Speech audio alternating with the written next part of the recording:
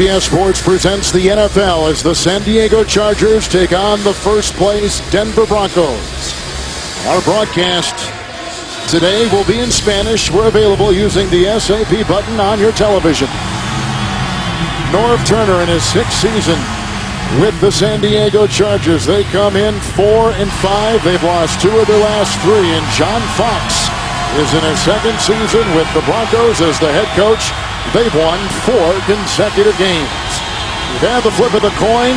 Denver won, and they have deferred. So Matt Frater will be kicking off in this very thin air. He says he loves it. In fact, every visiting kicker says they love coming here. And Curtis Brinkley will be deep back. He is a 3rd-year player out of Syracuse. It's the Broncos and the Chargers, and away we go in Denver and out of the end zone. The big boot, touchback to the 20. This brings us to quarterback Philip Rivers, is one of just 4 starters who have completed at least 68 percent of his passes this season so far in the NFL. Kevin, today he said that he wants to balance his careful management of the offense versus his careless tendency to throw those costly interceptions we've seen from Philip Rivers in recent weeks. Jackie Battle will be starting in the backfield. First down and 10. And Battle. Dumerville was there. Also Brooking was there. It is a gain of 2 to the 22-yard line. As Brooking, the multiple Pro Bowler, is in on the first stop. This defense of Denver, Solomon, number 6 in the NFL. They are a very good defense, and what Philip Rivers is going to need most, as we see Jackie Battle getting the start over Ryan Matthews, he needs a running game to travel on the road today to take on this tough Denver Broncos defense. It's 2nd down and 9. And he's got the first down with Antonio Gates, who is brought down by Brooking. It's a pickup of 13 yards to the 34 on the offensive line. Left tackle Mike Harris starts again for the injured Jared Gaither. Gaither is out with a groin injury. These tackles are a liability for San Diego, and Denver knows all too well what they'll do today. And wide receiver Denario Alexander was signed off the street about a month ago. He'll make his 3rd consecutive start. He's really added to the passing game, replacing the ineffective Robert Meacham. And there is Alexander. 13-yard gain through the air for Gates, 1st and 10. Jackie Battle. Chaskin brought down on the play. Off the line, Justin Bannon, limiting him to a gain of a yard. They'll put him at the 35. On the defensive line, Elvis Dumerville strained his left shoulder last week, limited in practice this week, starts today. He leads the line in sacks, and he'll aim at those Chargers suspect offensive tackles with linebacker Von Miller. 7 sacks in the last 5 games. He might be as good a defensive player as you'll find right now in the league. And the right cornerback is Chris Harris, starting for Tracy Porter. Still battling pre-seizure issues, missing his 5th game today. Final on 2nd down and 9. Moore is there. Also stopped on the play by Robert Ayers. No gain. They stay at the 35. And you can see how difficult it is to try to run the ball against this Denver Broncos defense. They rank 10th in terms of their overall run defense, but they can clog the line of scrimmage. They want to strip the San Diego Chargers of their running game, force them to be one-dimensional, put it all on Philip Rivers. They know that if they can get pressure on Philip Rivers, force him to change his launch point, then they can create some turnovers on the back end. Broncos have 6 in the secondary, 3rd and 9.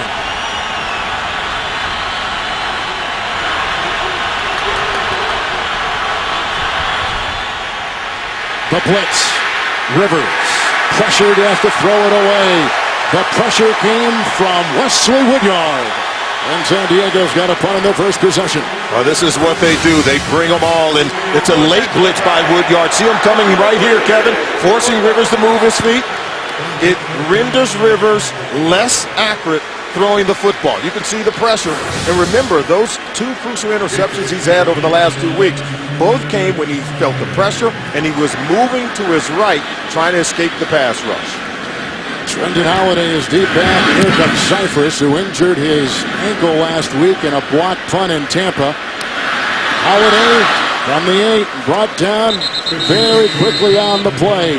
Hit by Darryl Stuckey. 56-yard punt with a 5-yard return. Let's go now to the offense, and led by 18, quarterback Peyton Manning comes into today as the NFL's #1 rated passer. And today, Peyton Manning says that he wants to be aggressive and attack this Chargers defense, Kevin. Manny Ramirez taking the place of Chris Cooper, who's out again with that bad ankle. And the running back today, Willis McGahee, fumbling twice last week, fumbling 5 times this season, losing 4. It's the most of all running backs in the NFL. They got to get that fixed from the 15. First down and 10 for Manning.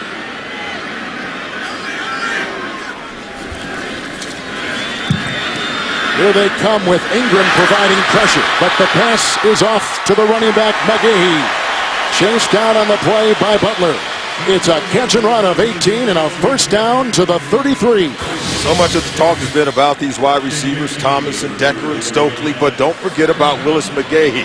He brings the power running game, but his ability to catch it out of the backfield, move the chains, gives another weapon for Peyton Manning, as if he needed another one. That's McGahee's 26. Yeah, exactly. That's McGahee's 26th reception on the season. First and 10 for Peyton. Good block by Franklin, the right tackle. That's caught by Dreesen, hit by Weddle. Down he goes at the 39. That's a pickup of 6 right there.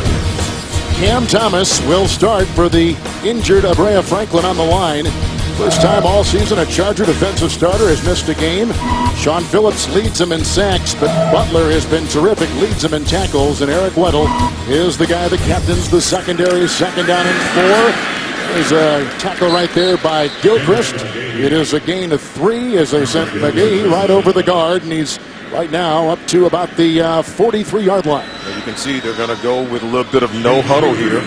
Peyton Manning will use the no huddle to change the tempo of the game, to get a real good lock on the personnel grouping of the defense, and he'll start to carve them apart.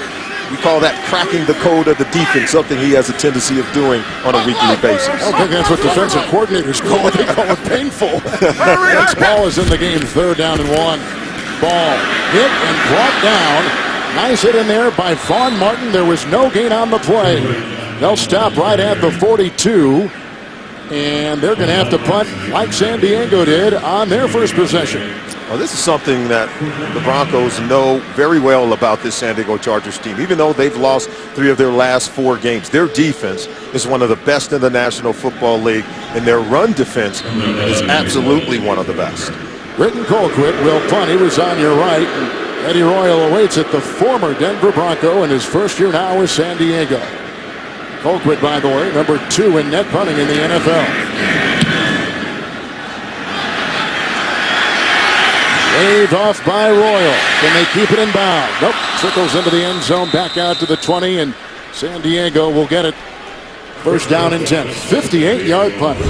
Well, a historic comeback for the Broncos, week 6 in San Diego. And Peyton Manning was lights out, especially in the second half of that ball game. The defense forced 5 turnovers in the second half. They scored 2 touchdowns, scooping one up on the fumble, returning for a touchdown, and Brandon Stokely catching the laser from Peyton Manning. 35 unanswered points in the second half of that ball game as they trailed 24-0.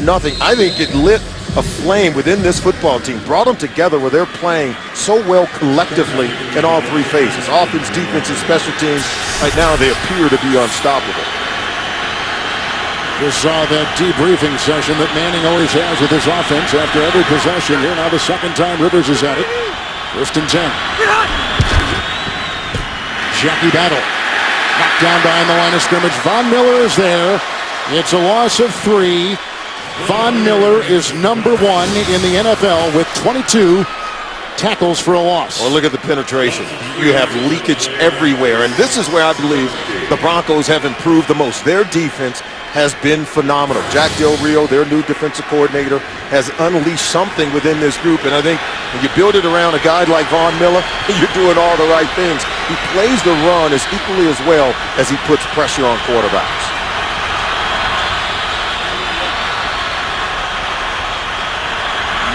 Second down and 13. There's the block at the left tackle. Malcolm Floyd makes the grab. Hit there after a gain of 4. Champ Bailey was there with the coverage. Now 3rd and long coming up for San Diego. I gotta tell you, Jackie Battle picked up the blitzer on that play, and boy, did he buy extra time for Phillip Rivers.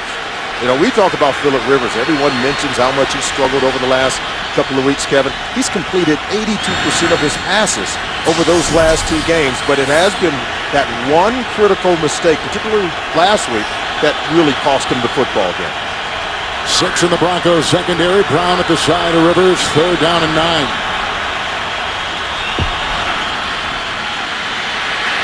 Going deep, and his receiver is way short, and they were looking for Royal. Coverage got there by a host of defenders, including Chris Harris. It is a 3 and out in the 2nd consecutive punt for Turner's Charger offense. Yeah, Chris Harris, Mike Adams, both over the top. That didn't have a shot.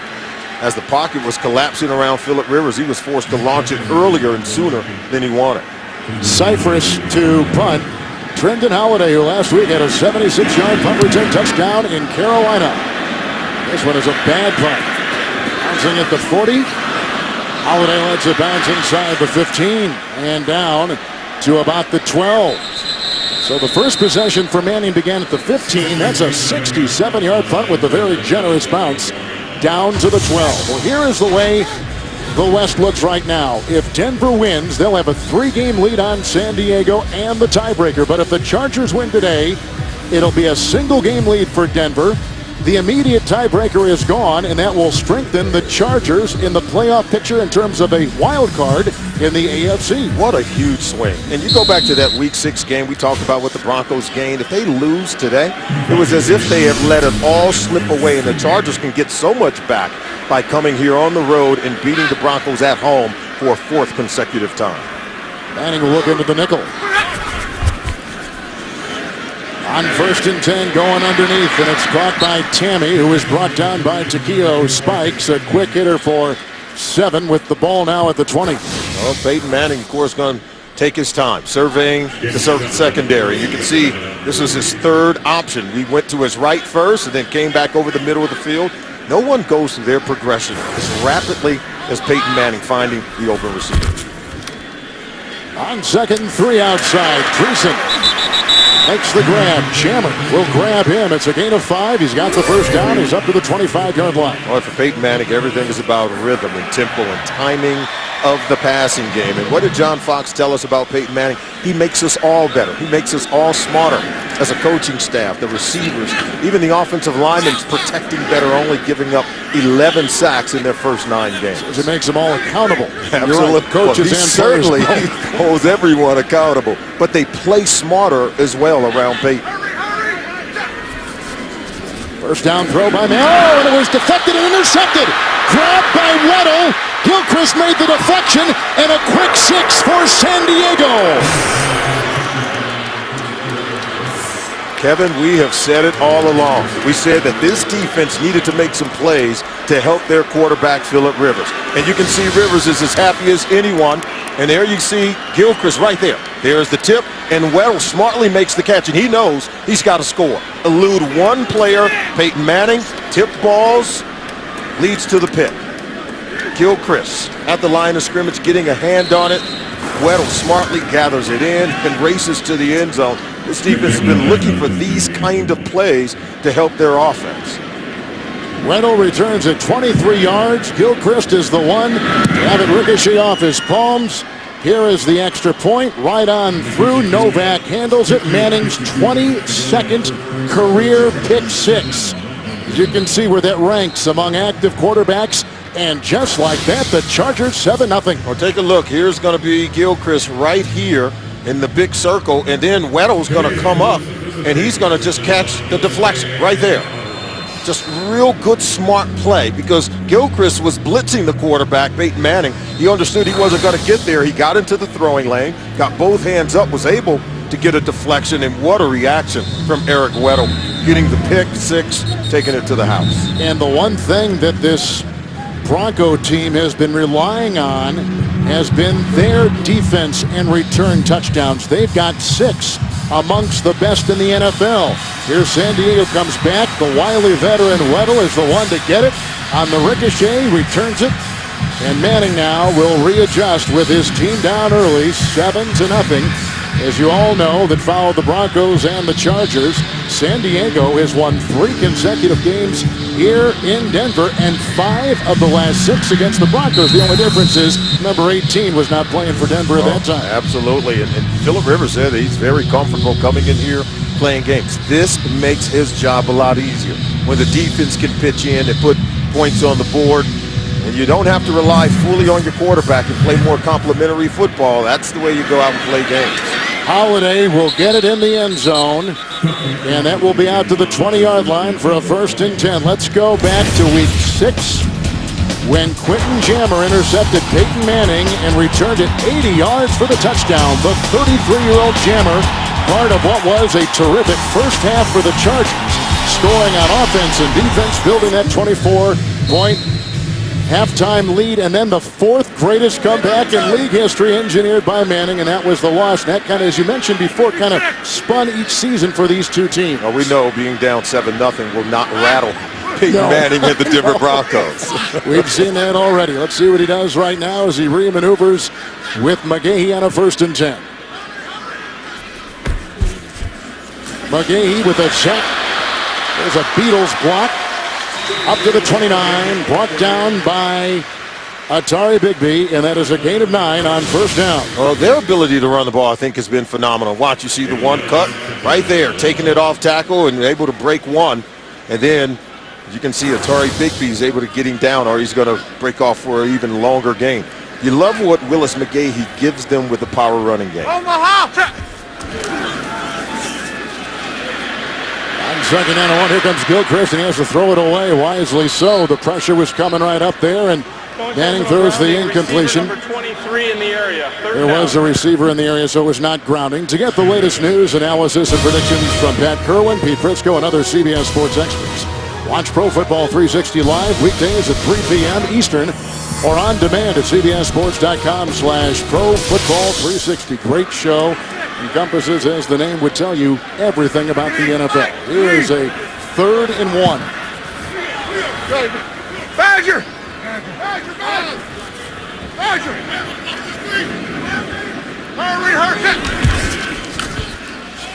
And McGahee carving his way into the grasp of Butler.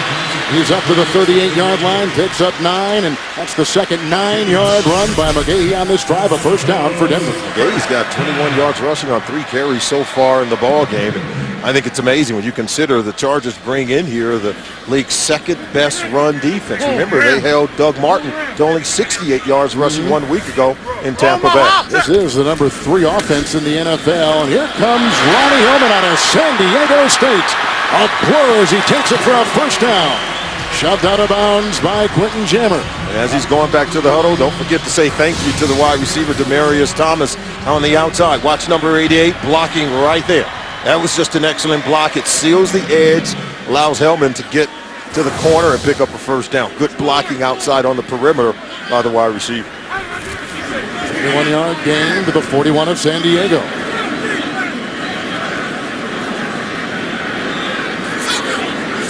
Hillman remains on a 1st and 10 for Peyton Manning.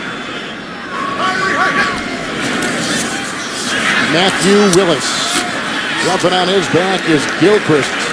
Willis only makes his 4th reception of the season. He picks up 4 on the play and down to the 37. Well, you can just tell they're getting some rhythm right now in this offense. Peyton Manning mixing the run and the pass. Short, quick throws. Allow the receivers to do something after making the catch.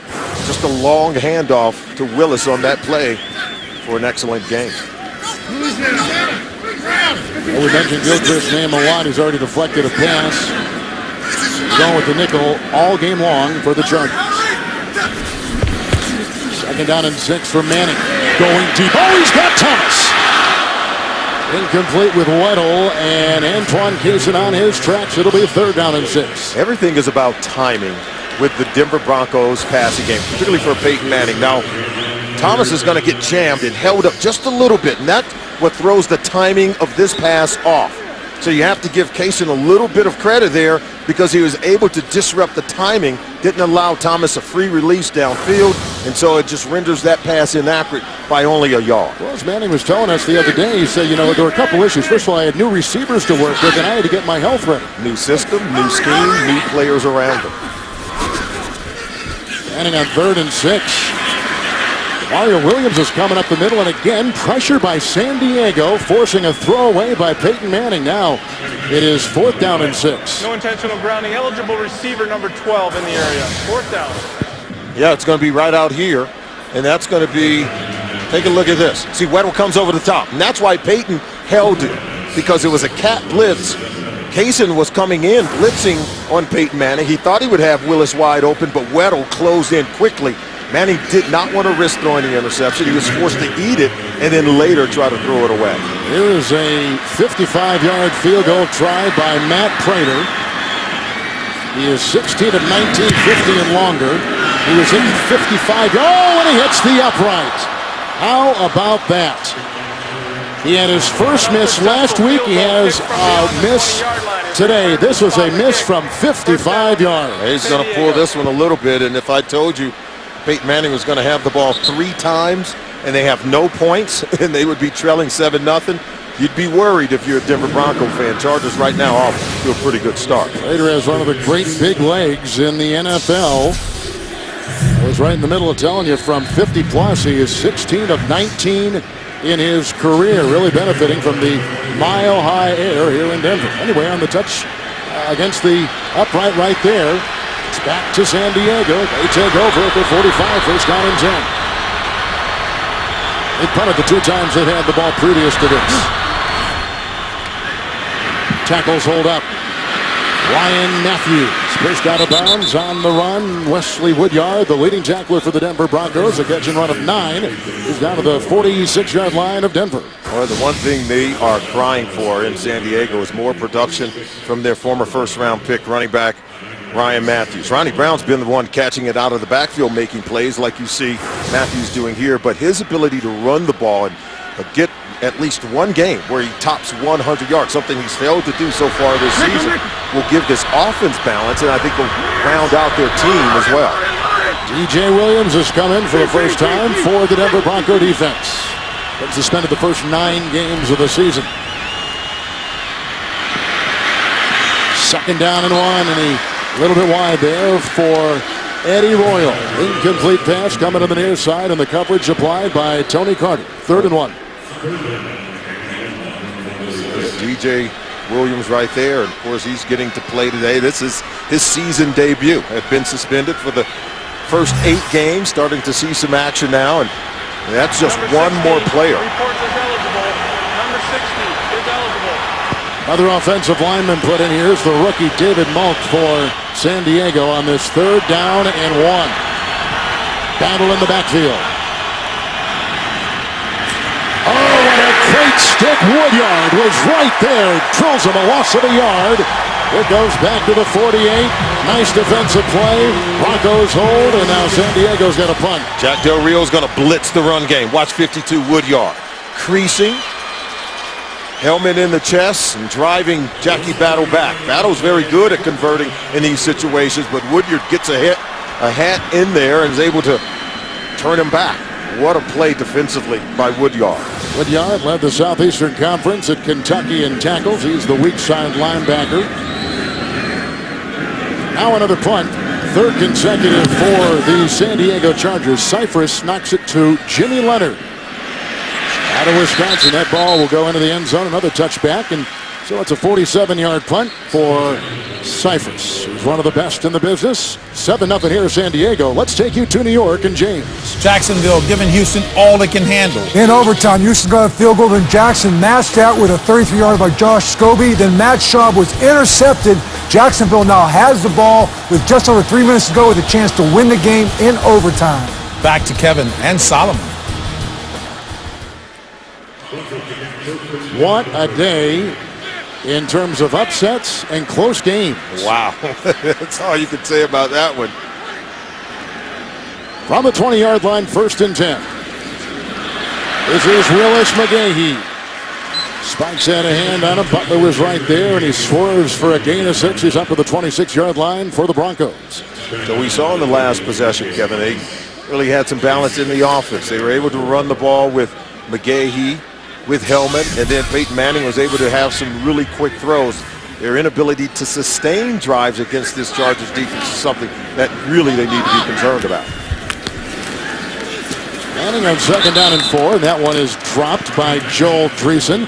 Coverage on the play by the veteran Takeo Spikes. 3rd down. This is a really good Chargers defense. This is a Chargers defense that shut out the Denver Broncos in the first half, week 6. They were pitching a shutout, 24-0. Bunch of turnovers started to happen, then the game got away from them. So they come in here with great confidence, believing they can match up against Peyton Manning and the Denver Broncos offense.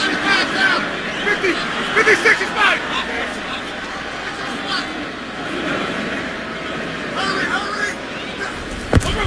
Manning on 3rd down and 4. He's got a receiver here, and that is just a little bit overthrown. Looking for Jacob Tammy, who is his partner in crime in Indianapolis. Manning, only one of his last 7. They got a punt. See, you only need to jam just a little bit. See, that little disruption right there. Now I think this pass should have been complete. Peyton overthrew him just a little bit, and he knows it. It's like, why can't you go get it? Because there was no bump or jam on the wide receiver. It was a double move, but that's one that you expect Peyton Manning to be able to complete. Colquitt now to punt for the Denver Broncos from the famous Colquitt punting family. His dad used to punt for the Pittsburgh Steelers back in those Super Bowl days, late 70s. Deep back is Eddie Royal. Flag is down. Royal from the 19. Oh, he finds a gap. And he's chased and brought down by Nate Irving from behind, his former teammate. It's a 55-yard punt with a 27-yard return. And we told you about the flag back at the 19-yard line. Carl Cheffers is our referee here today at Mile High.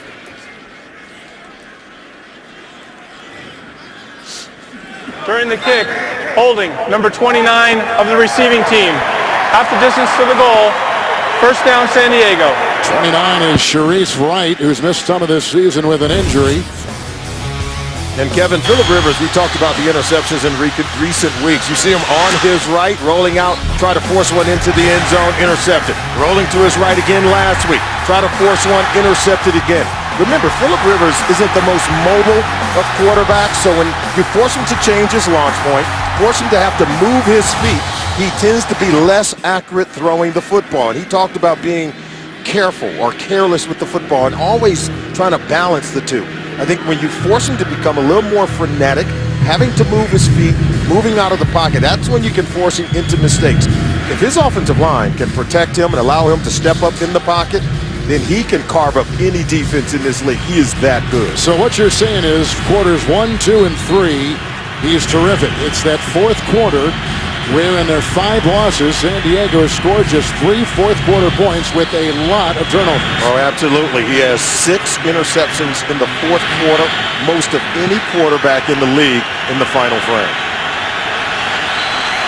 Ryan Matthews, who missed a lot of practice this week, is in the backfield. He had a stiff neck and a head-to-head hit last week in Tampa. Here he comes, following the block of his tackle, Jeremy Clary, and bulldozes his way to the 16-yard line, and on the play picks up 6 yards with the guy at the bottom of the pile, Kevin Dickerson, making the stop. Certainly, if they can run the ball, picking up 6 yards on that first game, that'll be huge for this offense. There's got to be a lot of confidence for San Diego, having the recent success, as we mentioned before, winning 5 of 6 here in Denver.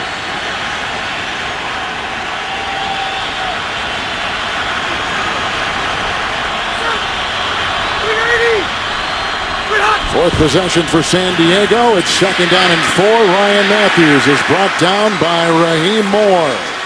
No gain on the play. Our only score came on a deflected pass thrown by Bronco quarterback Peyton Manning. ricocheted into the palms of Weddle in the secondary, racing 23 yards. So we've got a San Diego 7-0 lead. Chargers come in having won 3 consecutive games here, as we just said. And as we welcome our new audience, 5 of the last 6 games against the Broncos. Well, the Broncos not off to the best of start. Peyton Manning hitting the pick 6 and then the missed field goal when they had an opportunity to put points on the board. Ronnie Brown is in 3rd down and 4 for Phillip Rivers. Oh, they're getting on the left tackle. And the wobbly pass is incomplete with the coverage by Chris Harris on Eddie Royal. It's incomplete. 4 possessions upcoming, the 4th consecutive punt for San Diego. Von Miller coming right here. Look at this. That kind of protection, or lack thereof, I should say. But that pressure on Phillip Rivers is what forces the errant pass. We say pressure leads to picks. And if this Broncos secondary can play facing the quarterback with that kind of pressure, they're going to get their hands on some balls. Holiday is deep back, away in the punt from Cypress of the San Diego Chargers. Flag is down. And Corey Lynch is the one to bring it into the grasp of the Chargers after the 41-yard punt.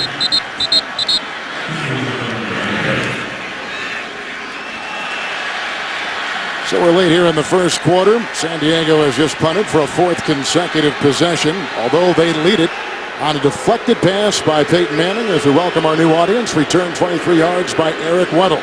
Busy day in the NFL. We're getting different parts of the country joining us right now for this important game in the AFC West. If Denver wins, their lead will be 3 games, plus they'll have swept the season series against the Chargers. They'll have the tiebreaker. If San Diego wins, they'll go to 5-5 for the embattled coach Norv There's Turner. no foul for holding on the play. The restriction occurred after the play was over. Timeout. And so then with a San Diego win, they'd be within 1 game and strengthen their position for the wild card in the AFC. Timeout here in Denver. Manning 5 of 11, Solomon. A slow start for him today. Yeah, 11 pass attempts, only 40 yards to show. He's misfired on some, and you could just tell now they're still trying to work on this chemistry thing with the wide receivers. It's a handoff on 1st and 10. McGahee has run the ball well, and he is chewing up yards down to the 41-yard line, hit by Butler and Gilchrist. A 15-yard pickup and a 1st down as we conclude the first quarter. Nice run. McGahee has already gained 42 yards on 5 carries. First quarter. Chargers on top on a pick of Manning, 7-0.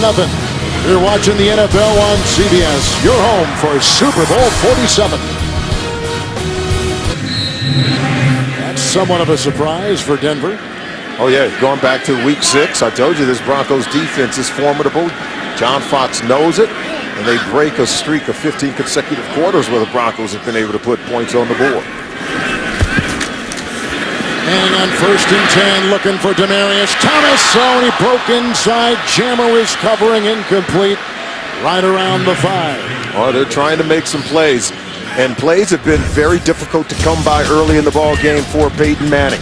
He has misfired. There's been miscues, tip balls, intercepted by Eric Weddle, return for a touchdown, overthrow by a yard or 2 over Demaryius Thomas's head. This one sails on Peyton Manning where he fails to hit a wide open Jacob Tamme. And what did Peyton Manning? He told us that there is a time requirement needed to gain that kind of chemistry needed to make plays. Here's a 2nd down and 10 run by Willis McGahee, who picks up 5, and they'll put him at the 36-yard line. He just had a run moments ago of 15 yards to put the Denver Broncos in San Diego territory. Manning said that he had 12 years of experience with Reggie Wayne. He says he has to fight against the frustration of wanting that kind of 12-year experience with this group of wide receivers right here and right now. There are a lot of quarterbacks that would like Reggie Wayne, huh? Well, absolutely. It does take time, and so we're seeing some growing pains. 3rd and 5, Matthew Willis out of UCLA.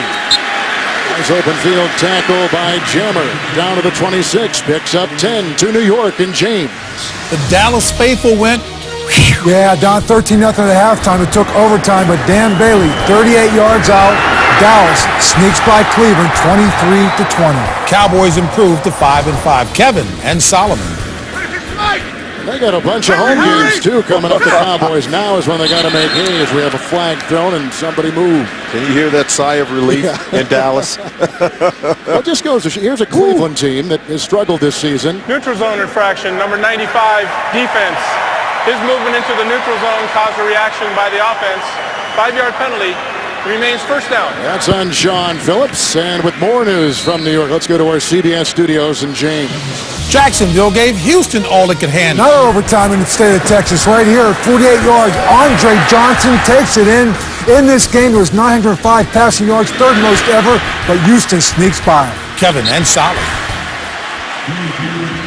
All right, on a 1st and 5, we just had a run of 9 yards by McGahee, and you can see he is slow to get up, as is the guy that made the hit, Quentin Jammer. Let's take a look at the play. As you said, he's slow to get up. This is something they cannot afford to happen. It was a knee, as Jammer just sort of sliced right in there. Put his helmet on the knee of Willis McGahee. We have an injury timeout and 13:20 to play here in the first half from Denver. Pre-Thanksgiving skiing. McGahee has left the game. We'll get an update on his condition momentarily. Ronnie Hillman has taken his place. A 1st and 10 for Manning at the 13. Good block by Katie, the left tackle. Demaryius Thomas out of bounds, incomplete, as they were working on the defensive back, Antoine Cason. But you know what? They forced him to hold the football, Kevin. When you force him to hold it, they simply run out of real estate. Good coverage by Cason. And by the time the ball arrives, look, too close to the out of bounds marker. I'm not so sure. He didn't have 2 in. Look, catch there. 1, 2. He dragged that second one. Wow, that's going to be close. Challenge flag. Yeah, absolutely. You've got to take a look at that one if you're John Fox. Now, of course, if it had been a score, they're automatically reviewed, but this was called out of bounds, so he's going to challenge. Shenber is challenging the ruling on the field of an incomplete pass. We'll review the play. I think you got to take a look at that one. Too close not to take a look at it.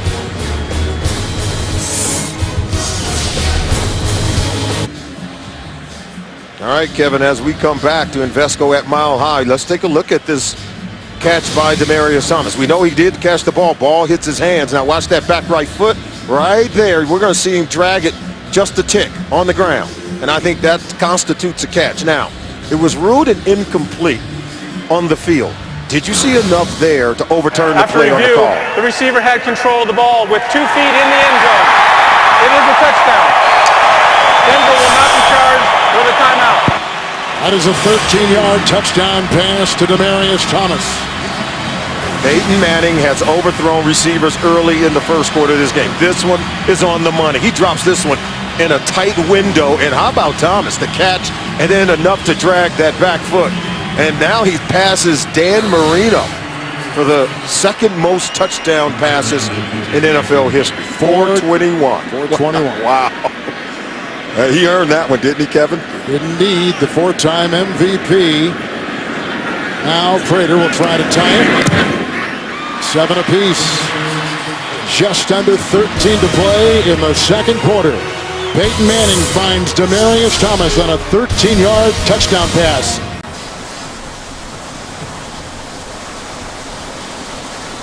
We have an absolutely spectacular day here in the Rockies. Over 60 degrees. Manning with a 13-yard touchdown pass has just moved ahead of our Dan Marino and right in back of Brett Favre.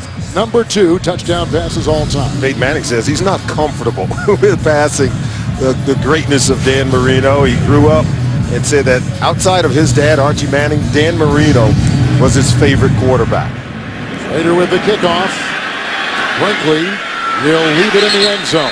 Touchback to the 20-yard line and a 1st and 10 coming up for Rivers and the Charger offense. And coming up on the Verizon Halftime Report.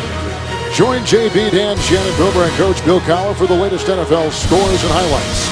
A lot of news, too, in a very busy Week 11. All coming up on the Verizon Halftime Report from our CBS studios in New York. Well, we've had Peyton Manning get picked off once on a deflected pass, returned for 6. He just threw a touchdown pass. Now here is Rivers and the San Diego offense. 4 possessions, Solomon. 4 consecutive punts. Well, they've got to get it going. I think it starts with the running game to create balance for Phillip Rivers. Intercepted, picked off on the play. Woodyard with a block from Harris. Over the pylon. He may have stepped out of bounds. Rivers was the one to shove him. An interception by Phillip Rivers. And the Broncos will have it first and goal to go. He was locked in on Denario Alexander the entire time. Number 84 going over really the middle on the field is an of the field. Intercepting players out of bounds at the 8-yard line. There he is, coming from the right. Denver. Look at Woodyard. He just got good depth. And because the Chargers lack the ability to run the football, the linebackers for Denver can get excellent depth and take away those throwing lanes from Phillip Rivers. The 9th straight game where there's been a giveaway by the San Diego Chargers. And he has thrown interceptions in 7 of the last 8, now 8 of the last 9 games. 13 for the season. Woodyard picks up his 3rd interception of the year. 1st and 10 for Manning. McGahee, by the way, out. Questionable return with the knee. For Thomas. Coverage on the play by Sharice Wright. 2nd-year player from USC. Incomplete. It's the same play they just scored a touchdown on. This time Sharice Wright is in tighter coverage. Forces Peyton Manning to maybe put more air under this one than he would like to. Look at that tight coverage. Sharice Wright, yeah, there's some contact there, but I think you've got to go in and shoot your gun on that one, and I think it was excellent coverage. Well timed by the defender. Hillman in the backfield, 2nd down and goal at the 8. Right into Williams. Finally put down by Weddle on a gain of a yard, and he'll be at the 7-yard line. Well, just a good play. Good stop by the defense. Mario Williams was able to get a hat on the runner. His run defense, boy, they need to get a stop here for North Turner. He's sensing the floodgates could open if Manning could score a touchdown here. And ball in the backfield, 3rd and goal at the 7.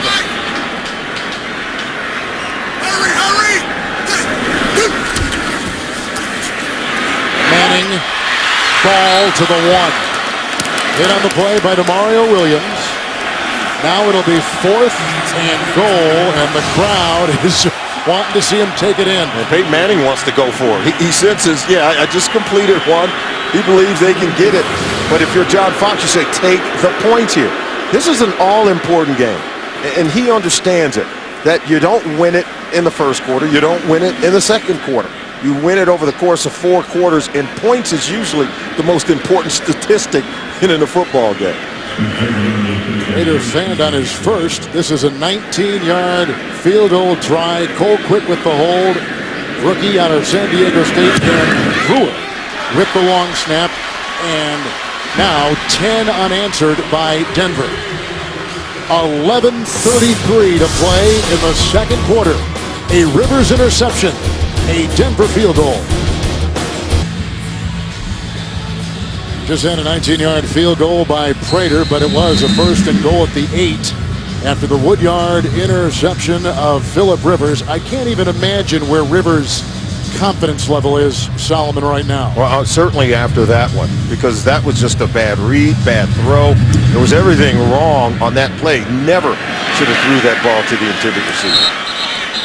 He knocks that out of the end zone to the 20-yard line, 1st and 10. We'll take a look at it because Wesley Woodyard was in the throwing lane the entire time. Here he is here. He's going to drop back. And this is Denario Alexander. He's trying to come here. And watch the head of Phillip Rivers. He's locked in on the receiver the entire time. See right there? And so the linebacker's just getting in the window. And you step into the throwing lane, and Rivers throws it right to him. And so now you have to question if Rivers' confidence is shaken a little bit. Because when we talked to him during the week, he seemed like he was ready to come out and sling it. But now they've made him pay early in the ballgame. It's a 1st and 10 handoff to Ryan Matthews, who's gobbled up by Justin Bannon. No gain. They'll stay at the 20-yard line. And tomorrow on CBS, an agent risks his life to save a family on a can't-miss new episode of Hawaii Five-0. That is tomorrow. Only on CBS, 2nd down and 10. Phillip Rivers told us that in the interception in Tampa, he said, hey, my intentions were better than the throw and better than it looked on film. And I think you can say the same for that interception thrown to Wesley Woodyard.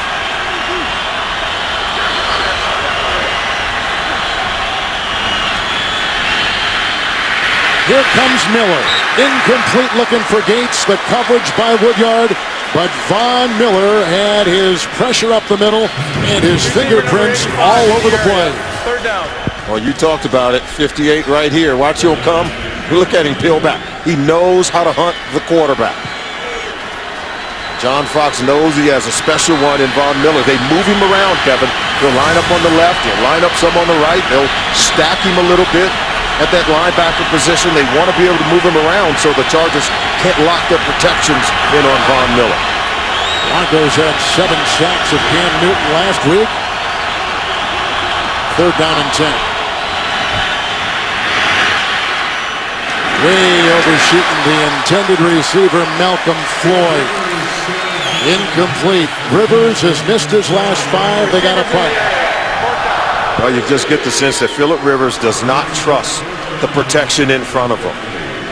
Jeremy Clary at the right tackle position. Mike Harris filling in for Jarrett Gaither. You get the sense that he just doesn't trust it against this talented pass rush of the Denver Broncos. I can't think of a worse feeling for a quarterback. Huh? Wow. Cyphers the punt. Trenton Holiday, former track All-America at LSU, and here he goes out of the blocks from the 19. Gets away from Stuckey. Hit by Jamari. Well, a fumble on the play, and it looks like perhaps the Broncos vacuumed it in. On a 61-yard punt and a 7-yard return. Holiday was required to move that ball up, and he coughed it up on the hit. Oh, he fumbled one, remember, in the Week 6 contest. The ruling on the field is the receiving team recovered the ball. Holding, number 41, kicking team. That 10-yard penalty will be added to the end of the play. First down, Denver. It's on Corey Lynch.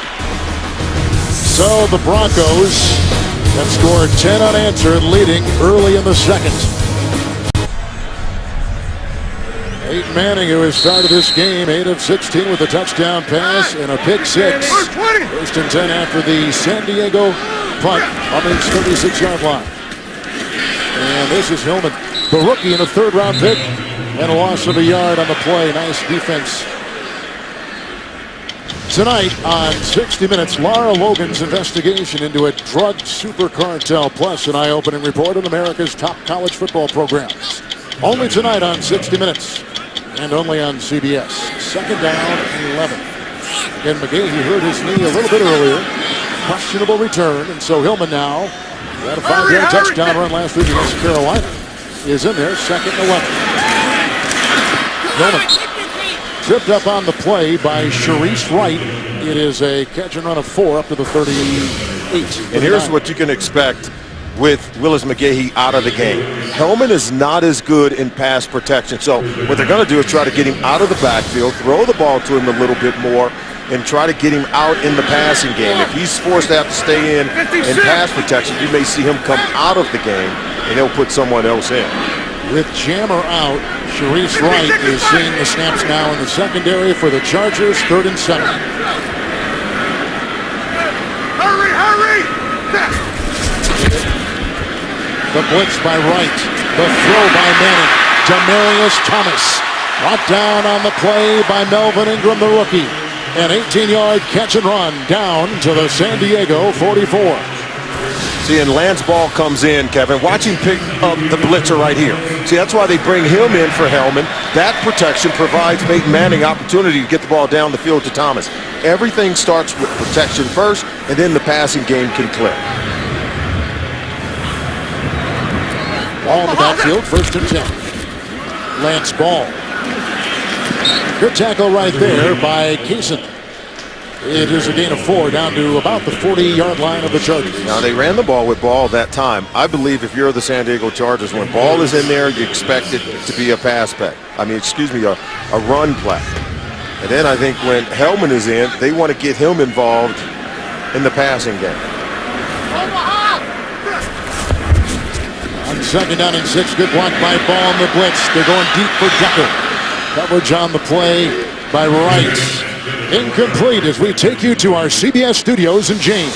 What a way to come back after a 4-game suspension. Aqib Talib makes his presence felt right here. Andrew Luck, the ball sails on him. He not only intercepts it, but he shows some return moves. He takes us 59 yards back This came after a Julian Edelman 68-yard punt return, and New England is now up 21-14. What a debut for the Patriots. Back to Kevin and Solly. The former Tampa Bay Buccaneer with the pick. Here's a 3rd and 6 by Manning. That's caught, dropped, maybe loose. Antoine Barnes. Chargers ball. It is, because Lance Ball, The ball never hit the ground. is the one to cough it up. A lot of moving parts on this on the 3rd and 6.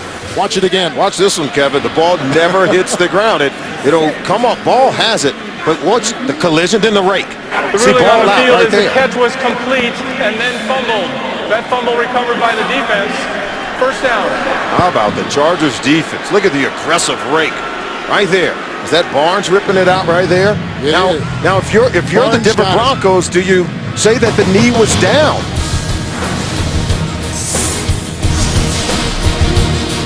Well, if there's anything that's been a burr in the side of the Broncos, it's been the fumbles, and that was reviewed, as all turnovers are. It was a fumble. Butler stripped it. Antoine Barnes got it. 1st and 10. Rivers and his offense at their 37. Rivers has thrown an interception. A lot of punts by the offense today. Ryan Matthews will bring it up, and DJ Williams is there, coming off a 9-game suspension, to make the stop. A gain of 2 to the 39. Go back and take a look at the play, just in case you're wondering. It was Donald Butler who made the strip 58 right there. Knee is not down on the ground, as you can see there, and the ball comes out. So that ball's live.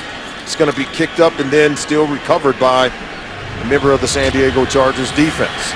It's just an excellent play. It's now the second time they forced a turnover. 1 interception returned by a touchdown, and now Butler forces a fumble.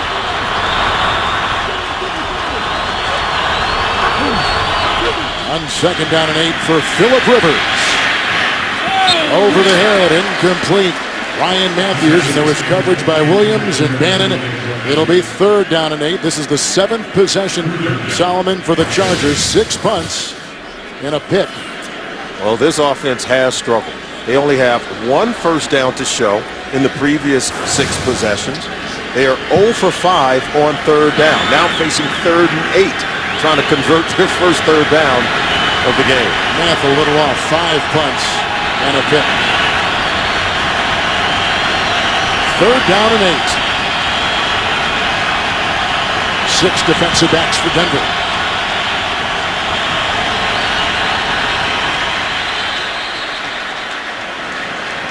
Play clock, I think, had gone down. Delay of game. Offense. 5-yard penalty. 3rd down. Well, this offense is struggling today. And normally we see a Phillip Rivers-led offense able to put points on the board, especially early in ball games. Where they struggled has been in the second half and mainly in the 4th quarter of ball games. So they have gotten off to a very poor start. We told you 0 first down since 14 minutes remaining in the 1st quarter. They only have 32 yards offense. Wow, that's struggling big time. It's 3rd and 13. They need the 47. Here comes Ayers. It's caught by Green, the tight end. Looking for the dive. Leonard is the one to get him. 12-yard catch and run. Looks to be shy by about a yard. Well, one of the reasons why they've struggled is because of this. Constant pressure on the quarterback. He's forced to dump it off. They can't even challenge this defense by throwing the ball down the field. North Turner's not going to call any shot plays where they're going deep, because I don't think he believes the protection for Phillip Rivers can hold up, because they're constantly nipping at the heels of Rivers, and he's constantly having to get rid of the ball very quickly. Cypress with his 6th punt. Holiday will let it kick into the end zone. Another touchback in the Broncos, and Peyton Manning will begin at their 20. 54-yard punt. Manning has thrown a touchdown and thrown a pick 6.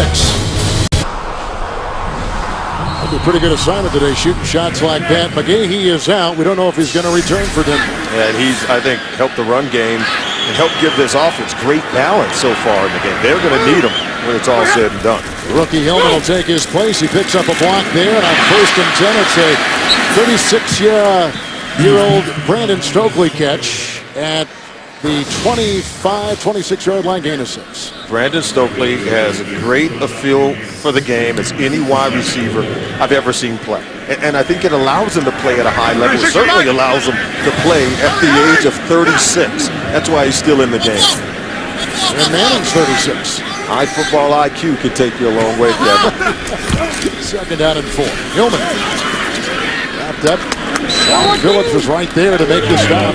Gain of 2 to about the 28-yard line. And we talked about the balance provided by the running game for the Denver Broncos. So far, 82 yards rushing in this game, 100 yards passing.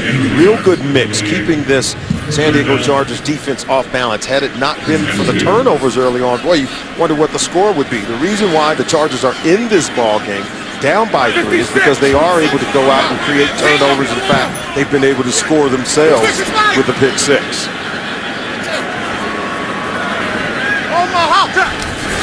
Hands ball in the backfield, 3rd and 2 for Manning. Here comes the pressure. There goes the throw. Tucker can't hold on. Coverage by Wright.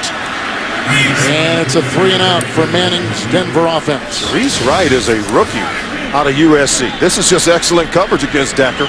Look at Peyton Manning. See, if he has to move, the ball's not as accurate as well. He's got to throw that ball maybe in an area where Decker has to fight to get it. He drops this ball, and I should say Wright is a 2nd-year player out of USC. But yeah, Peyton Manning believes Decker should have come down with that one, but Decker had to really work to come back and dive and lay out for that one. Oakwood will punt.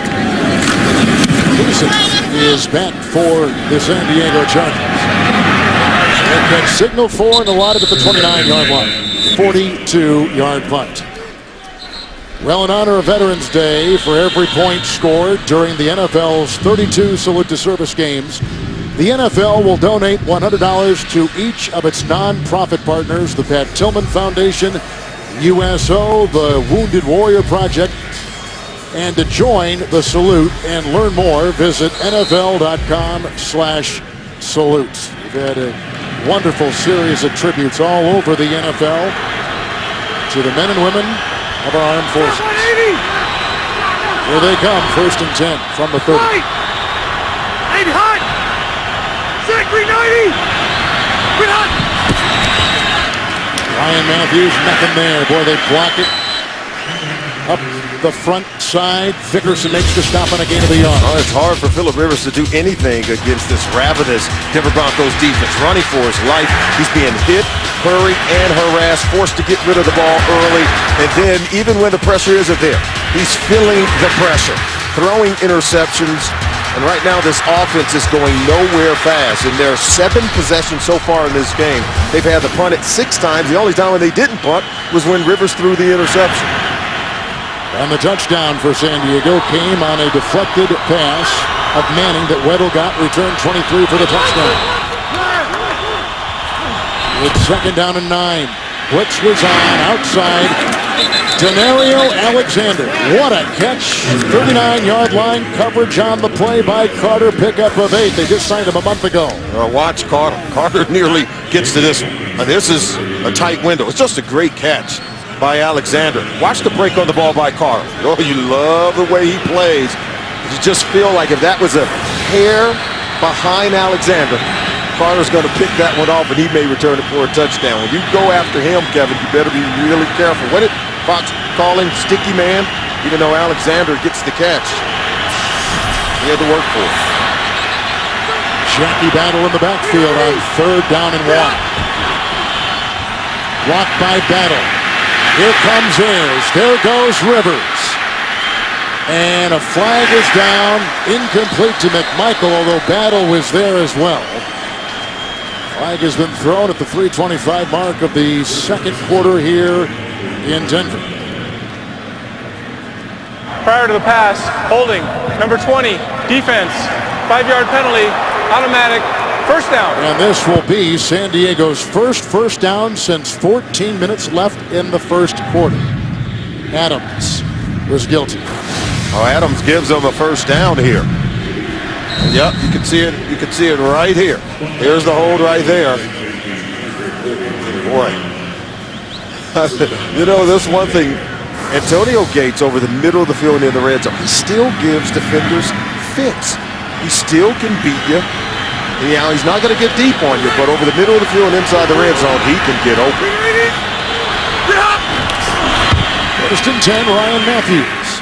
Hit by Adams. Well, going back, that's a gain of 3. And we can tell you coming up on the Verizon Halftime Report, JB and company with scores, highlights, and all the news from a very busy pre-Thanksgiving NFL weekend, all coming up on the Verizon Halftime Report. You know, opposing tight ends have given this Denver defense some problems just last week as we see a player down, and that is Vasquez, the guard.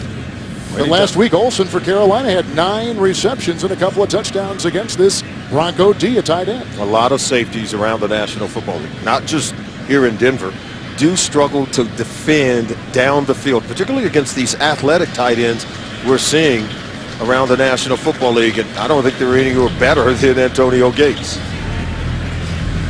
There's Gates. In fact, the week before, it was Gresham of Cincinnati who had 100 yards. Olsen last week had 102. And they've had Graham at New Orleans, Gates earlier on, Gronkowski at New England. They've all had some success against this Bronco defense. The new guard will be Rex Hadnot. He's jumped around the NFL, starter in Arizona and Miami, taking the place of the injured Vasquez for North Turner. Wants to make sure he's got it all down. 2nd down and 7. Good time. Matthews. Knocked up by DJ Williams to pick up a 3. Solomon out to midfield. And now they'll be faced with another 3rd down play. This is where the offense has stalled. 3rd and 4. Of course, they were able to convert the other one by virtue of a penalty that afforded them only their 2nd first down of the ball game. They're still 0 for 6 on 3rd downs. Trying to avoid going 0 for 7 here on 3rd and 4. For Phillip Rivers, what do you want to do? I think isolation with Antonio Gates over the middle of the field, particularly if you can get Gates against a linebacker or safety. Lonnie Brown in motion, 3rd down and 4. The blitz. Miller, down goes Rivers. That's the first sack. Miller tumbling his way to his 11th sack this season, number 2 in the NFL, all the way back to the 36.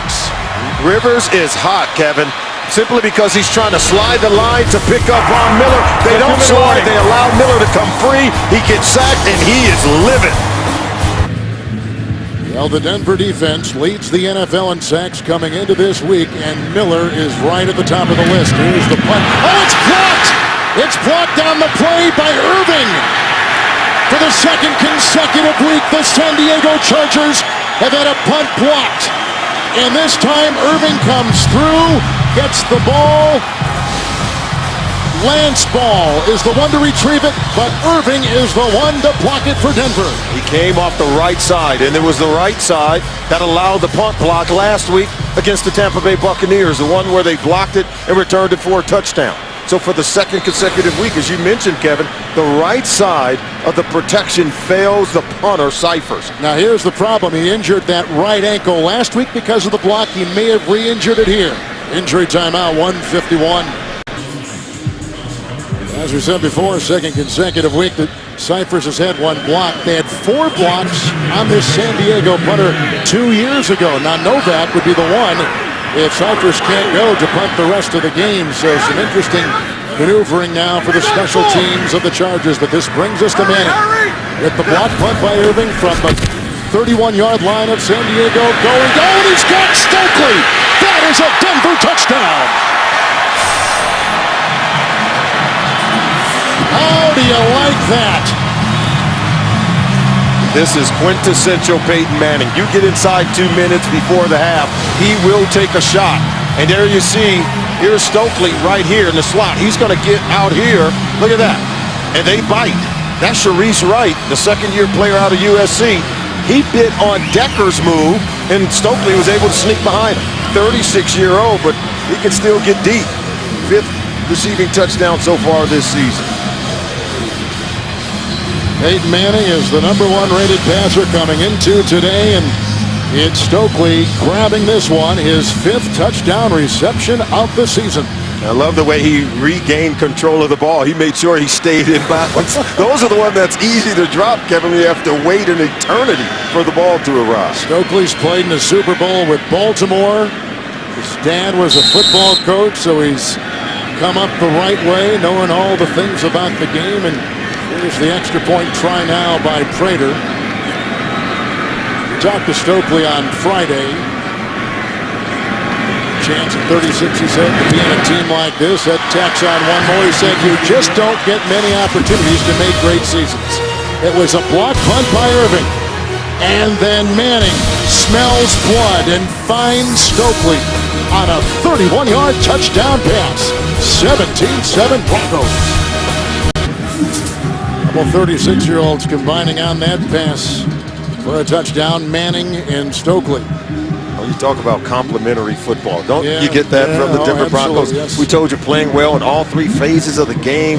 They caught that spark week 6 against San Diego, and they have not turned back. Peyton Manning now getting it going. We see them running the ball. The defense with Von Miller's phenomenal. Then special teams gets in on the act, blocking the punt to set up the touchdown pass to Stokely. So Denver has scored 17 unanswered points. Manning has thrown 2 touchdown passes. Stokely just hauled that one in from 31. And here's the ensuing kickoff by Prater, who is at 20. Now 21 kickoffs here at Invesco that have resulted in a touchback. Last week, Phil Simms questioned if Eli Manning was an elite quarterback, and this week, it's Luck versus Brady in the spotlight on NFL Monday QB tomorrow, 6:30 Eastern, only on CBS Sports Network, the 24-hour home of CBS Sports. Now, this puts more pressure on Phillip Rivers, now down by 7. They know that he's got to throw it to get back into this ball game, but patience is going to be required of Noah Turner and this offense. 1st and 10, Ronnie Brown wrapped up, taken down that time by Danny Trevathan. He is a rookie out of Kentucky, led the Southeastern Conference in tackles a year ago, loss of 1. Well, let's go back and take a look at that sack on the last play. I'm going to show you why he doesn't trust this offensive line. See, he's saying slide it out, kick it out to the right. Don't allow Von Miller to come free. But do they slide right? No. Jeremy Clary doesn't pay attention to Miller. They don't slide right. Watch how livid Phillip Rivers is. He said, I told you slide right. You got to block him. Ronnie Brown on 2nd down and 11. Champ Bailey, the 11-time Pro Bowler, was there. A gain of a yard. Timeout taken by the San Diego Chargers with 1:08 to play in the first half. First timeout, San Diego. A 30-second timeout. Well, we began the broadcast today telling you that this is like a playoff game for the Chargers. Please set the game because clock to 1:11. Well, Jeffers wants to get in here because if San Diego loses this game, there'll be 3 games back at Denver. They'll have lost the tiebreaker. Denver will have that, in essence, a 4-game lead. But if the Chargers would win, they'd be within a single game of Denver. They would strengthen their position in the AFC wildcard race, but right now it is not looking good. This game means everything for both teams. I really mean that. For the Denver Broncos to build on the momentum gained by that Week 6 comeback, and for the San Diego Chargers, your season is right here, right now, here in Denver. Denver is the one that called the timeout. Initially they said San Diego. 3rd and 10, they get it on Cleary. But that is caught by Green. 2nd reception today. Tackle made by Bruton. Among others, a 9-yard reception to the 29. Denver, a 30-second timeout. Denver's 2nd timeout. 1 left. And here comes Cyphers. He's going to come back out there. This kid is tough. That's what Norv Turner told us earlier in the week. He is a tough player. And a little psycho, too. You know, just a little. He must be. Got to be a little different now, because we've seen him take some whacks over the last couple of weeks. Last week on the block in Tampa, he was laid out just as much as he was today. So, yeah, he's a tough kid. Oh, boy, this San Diego Chargers team needs a spark. They did nothing on that possession. You would have thought that with 1:44 to go, when they got the football back, that they would have tried to launch the ball down the field. But we talked about they don't trust the offensive line. Let's see here if the protection can hold up.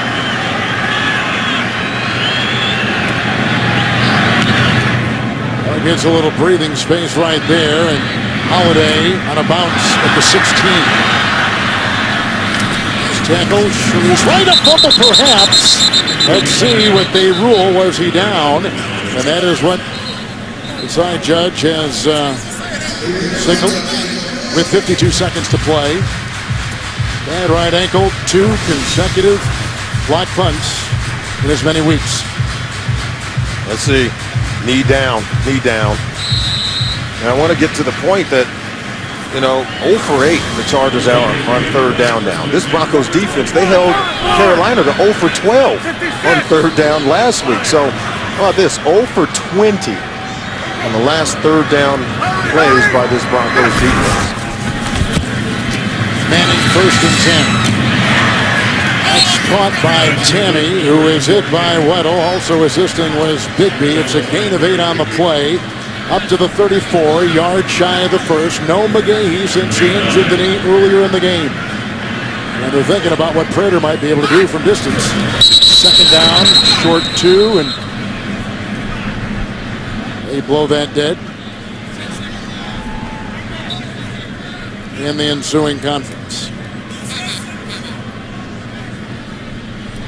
False start, number 65, offense, 5-yard penalty, remains second down. That is Manny In lieu of a Ramirez, 10-second runoff, who is starting Denver at has elected to use their third and final charge timeout. right guard. A 30-second timeout. So Denver now out of timeouts. And the target line for Prater, he's got the big league leg, as we've told you before, his career-long 59, and you got to get to the 40, as you see. Yeah, that 41-yard line with the altitude. It can carry here. He tried a 64-yarder, but at the other end of the field, and nailed that in pregame. He had about 5 yards to work with. So he's used to it. Visiting kickers love coming to Mile High here. And Peyton Manning loves getting points on the board in the final possession of each half. Hurry, hurry! Second down and 6. Good block by Cope in the center. Demarius Thomas. Brought down by Antoine Pearson. That's a gain of 12. Put him at the 41-yard line. The clock continues to tick. Denver out of timeouts. They'll spike it. Second down and 10 coming up. They got a chance to get a shot here, but Maybe. do they have a chance to get a shot down the middle of the field and spike it? I don't think so with 14 seconds. They don't have to make a play down the field, but on the sideline, because wherever you get the ball, you got to get out of bounds to stop the clock, because as you mentioned, Denver, they're out of timeouts.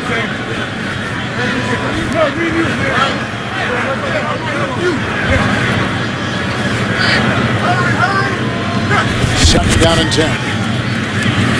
Underneath. Ball.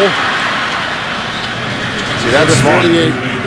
That's smart. If you can let them catch it, but let them catch it over the middle of the field. There's a gain of 10. They're slow getting the ball in. Look at that. And that was The end of the first the half. crew from the sideline. They had trouble getting the ball spotted.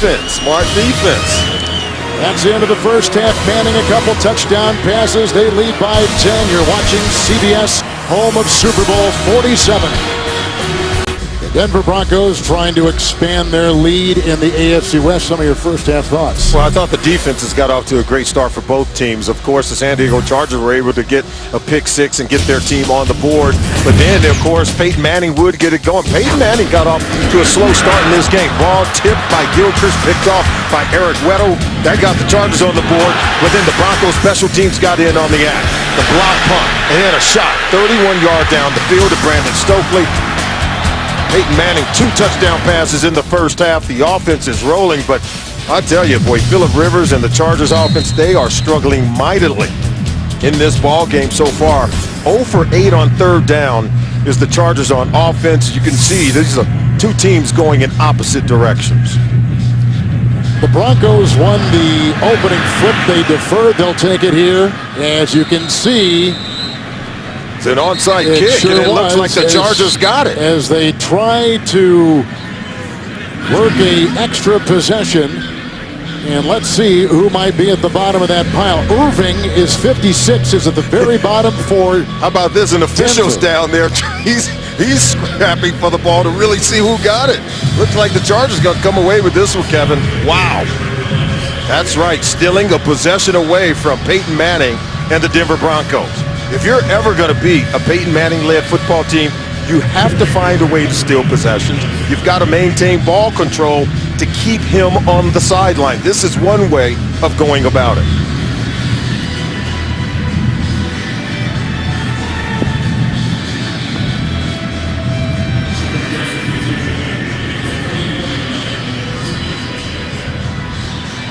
Carl Jeffers. The ruling on the field is a successful onside kick recovered by the kicking team. Please reset the game clock to 14:56. There you see, here's the kick. Right here. Oh, the ball started to fall off the tee before he nailed it. And it did go 10 yards before it was touched by a San Diego Charger. There you see, ball started to roll. Now it's 10 yards. Tammy had a chance to get it. Stuckey comes away with it.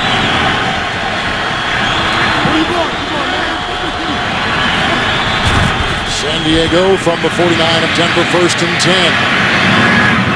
Wow. Intended for Denario Alexander out of the University of Missouri. He was wide open, Kevin. And Phillip Rivers is feeling the pressure, even when it's not there. Watch how he'll rush this throw. See right now? See, no way that ball should be at the feet of the intended receiver. Go ahead and take a look. Go ahead and roll it. And you're going to see there he is coming across the middle of the field. Right there. There's Alexander, wide open. And Rivers is known for making those kind of easy completions. I think the pressure that he's been under all day is starting to get to him. Looking in the nickel, 2nd down and 10. Ryan Matthews brought down by D.J. Williams. It's a loss of 2, back to the 48. This defense is just too good. They don't give you a lot of opportunities, but you love the way. Look at D.J. Williams.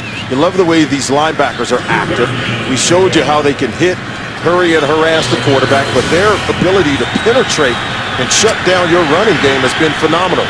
No 3rd down conversions allowed in their last 23 opponent possessions. They're pitching a shutout for over 2 games. 7 defensive backs, 3rd and 12. He's hit by Miller. The ball is free. It's reeled in by Rex Hadnot, taking the place of the injured Luis Vasquez. Some shoving after the play. Ayers and Ronnie Brown. Another punt coming up. 2nd sack here for Denver. Look at Clary, the right tackle. He's struggling against Von Miller. I mean, he couldn't keep Von Miller from getting to the quarterback. They are going to have to give him help. On the field is a fumble recovered by the fumbling team. 4th down. That is Wolf. Derek Wolf, the rookie 2nd-round pick out of Cincinnati. Now a starter on the line. Injury timeout in 13:46 in the 3rd. Derek Wolf is on the sideline, walking off under his own power. Drafted because he was such a good pass rusher. Cypress to punt. Leonard is deep back for the Denver Broncos and lets that go into the end zone. Oh, no, it won't. He has nice English and recovered on the play by Stuckey. Nice punt by Cypress, a 55-yard punt for the San Diego Broncos. Take a look at some NFL head coaches who did even better in their second stint. Bill Belichick won 3 Super Bowls in New England after enduring losing records in 4 of his last 5 seasons in Cleveland. Tom Coughlin was .500 in his final 3 years in Jacksonville, then won Super Bowls in New York. John Gruden won a Super Bowl in his first year in Tampa following 4 seasons with the Raiders. John Fox has already, Kevin, taken the Carolina Panthers to a Super Bowl. Now, with Peyton Manning as his quarterback, he could be joining us on CBS in New Orleans for Super Bowl 47. I think John Fox got something going here in Denver. Shammer back in as a quarterback for San Diego. He was out part of that first half. Here's a 1st and 10. Handoff goes to Ronnie Hillman.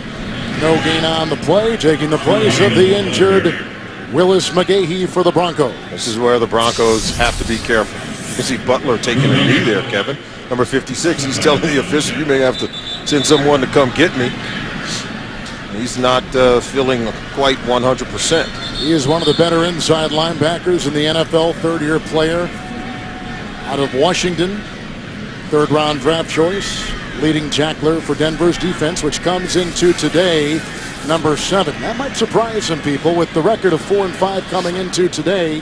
that they're the 7th-ranked defense in the league. The problem hasn't been defense, and you've already seen them. They've had 2 takeaways to add to their 17 coming into today's game. They've forced more turnovers than the Denver Broncos defense. So this is a formidable defense. As you mentioned, ranked top 10. John Pagano, the defense coordinator, I think has done a marvelous job of getting this defense to play at a very high level. It has been the turnovers on offense that has undermined this football team. And now in recent weeks, the blocked punts, the special teams has failed the San Diego Chargers, but the defense, boy, has been lights out. You saw John Pagano. He is the brother of Chuck Pagano, the Colts head coach, being treated for leukemia. And he's from nearby Boulder, Colorado. Sure is. Back home. 2nd and 10. Here comes Phillips, and down goes Manning. That's a safety. Sean Phillips comes right through with his 6th sack, which leads the Chargers, and they get Manning in the end zone for 2. I told you they had to be careful, Kevin. Look at that. He beats him right underneath. Just comes right underneath the tight end, Virgil Green. They free up Phillips. They put him on the tight end, and he beats Virgil Green right away.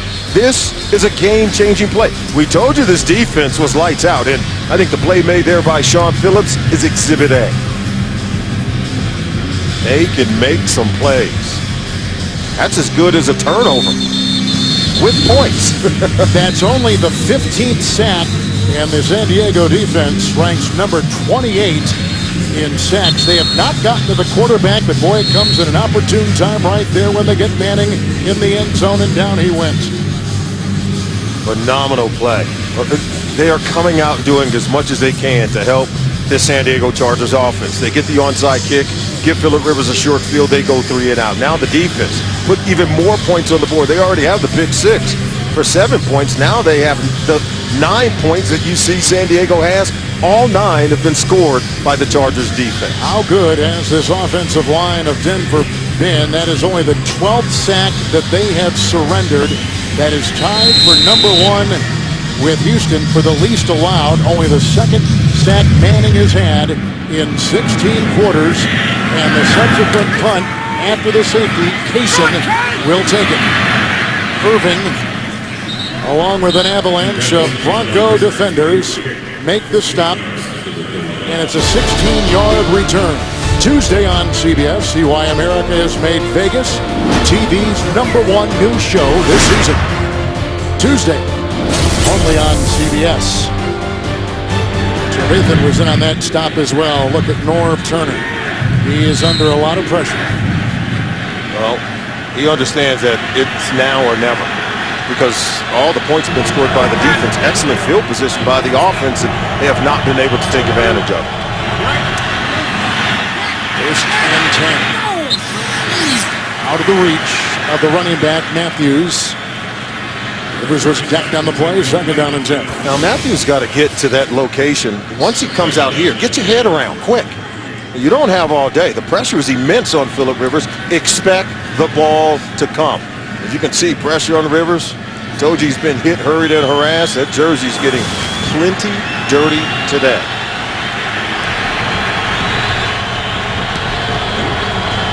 With Wolf out on the line, Bannon and others are in there on 2nd down and 10. Matthews, Bannon, 97, makes the stop. It is a gain of 5 and just beyond the 40. You know, they would love to take some shots down the field, as we told you. They're trying to design some plays that allow them to get some yards by the chunks. That's what Rivers and this Chargers offense is used to doing. But you can't call up those kind of plays when your offensive line, particularly your right tackle, Jeremy Clary, is struggling to block Von Miller. So they have to throw it quick and hope that they can get beyond the sticks to create a 1st down. 5 defensive backs, Brown in the backfield, 3rd down and 5. Miller was blocked. Incomplete. They were going for Gates. The coverage on the play by Chris Harris, who has been terrific over the last 5 starts. 3 and out. San Diego's got a punt. There you see pressure here, pressure coming off the top. Ball's got to come out quick. And there you see the coverage. They got Harris on the coverage, but there's the pressure there. Well, it still was a good throw, but better coverage on the back end by Harris. Another Charger punt. Cyphers fields a high snap here from Aaron, and there it goes to Holiday. 59-yard punt from Cyphers. We're in the third, 17-9 Broncos. After the 10th punt by San Diego in 11 possessions today, Manning has it 1st and 10 at the 20.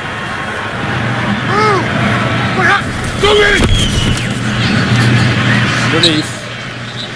And they find Stokely, and on the play picks up 6. Wednesday in primetime, JP, Phil Simms, Chris Collinsworth showcase America's favorite game with their own unique style. It's Inside the NFL Wednesday on Showtime.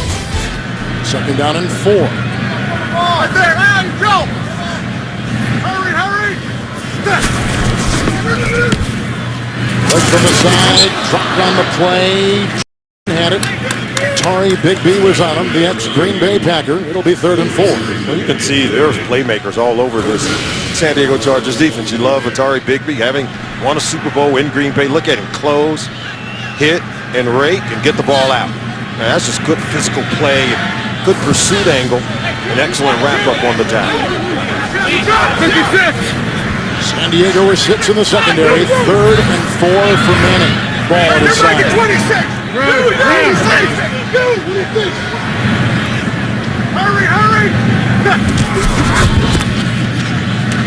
Good block by Orlando Franklin, the right tackle. That is a catch made by Decker. The stick by Gilchrist.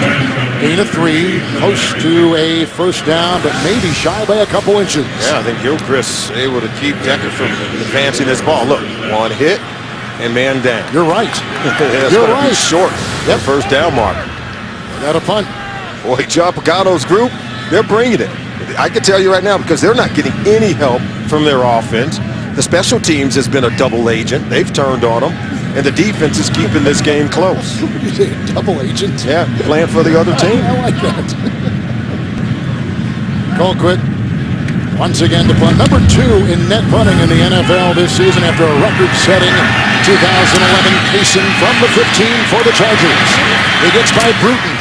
Oh, and then he is manhandled on the play. And nice special teams tackle by reserve tight end Virgil Green. 9-yard return. Here comes Phillip Rivers. Tough day at the office. We're in the 3rd. San Diego Chargers on offense this afternoon. Just 2 first downs and a horrible resume on offense. One of those first downs by penalty. 1st and 10 from the 24 for Phillip Rivers.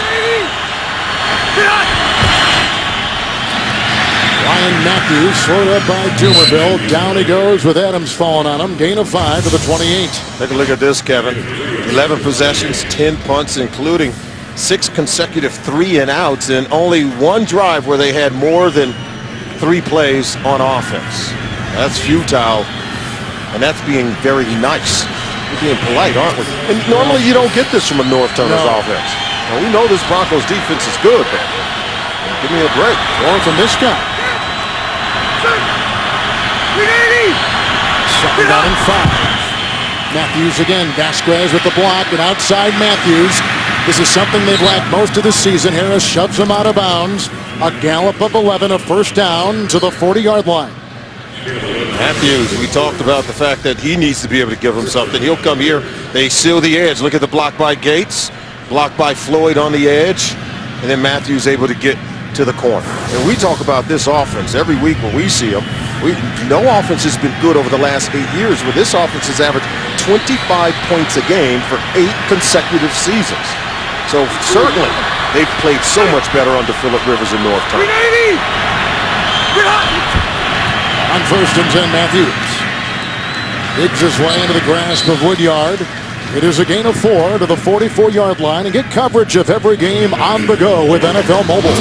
For $5 a month, watch live streaming of every touchdown with NFL Red Zone, as well as NFL Network's 24/7 coverage. Call ** NFL to download, or go to NFL.com/mobile to learn more. It's 2nd down and 6.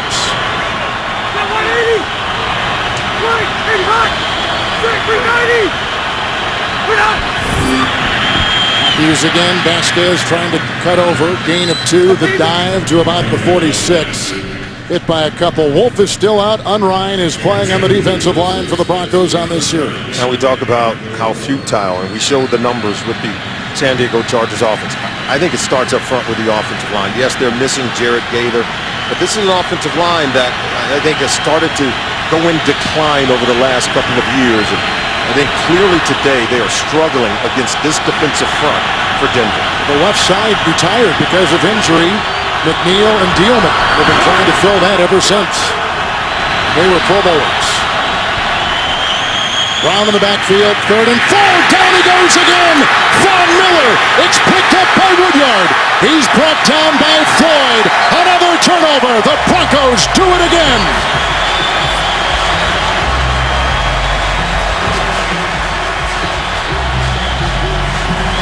Yeah, they do it again.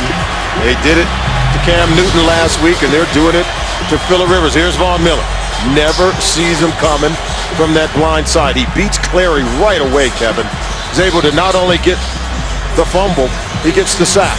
And when we talked to John Fox, we tried to get him to compare him to someone. He says, I don't like comparisons. There you see him right there. The head goes down of Clary, and he loses sight of Von Miller. Comparing him to the all-time great Lawrence Taylor, and on a play like that, when he already has 3 sacks in this game, I think the comparison has to fit. I see a lot of Derek Thomas in it. Wow. The late Derek Thomas. Either way, it ends up in Canton. Absolutely. Good point. Blue 20. Blue crap. Manning 1st and 10.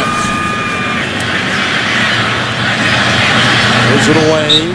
Demarius Thomas was in the vicinity. The coverage on the play by Kaysen. 2nd down and 10 for Manning. His offense, we talked to Peyton Manning, and we talked earlier in the first half about the lack of chemistry, the going through the growing pains. And as good as this team has been, I think that's one area where they still have to get better. If they're going to make a run deep into the playoffs, the chemistry is going to have to come together and gain more consistency in the passing game. McGahee, we've just been told, is out for the game. Hillman will take his place, the rookie. 2nd down and 10. Blocked. Gilchrist. He did that earlier, deflected the ball, which Weddle then returned for 23 and a touchdown and a pick 6. He knocks one down, plays volleyball with the Manning pass again. Well, he nearly intercepts this one. You'll see him coming from right here. Look at that. He almost catches this one red hot. So close to it, almost stabs that one. If he catches it, Denver Broncos are going to give up more points on turnover. Whoops. Phillips. Neutral zone infraction, number 95, defense. 5-yard penalty. Remains 3rd down.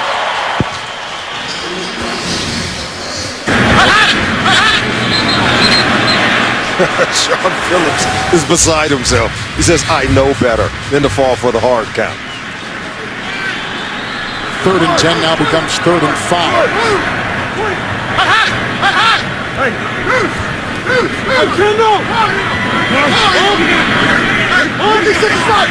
Play clock at 3. They're not going to get it.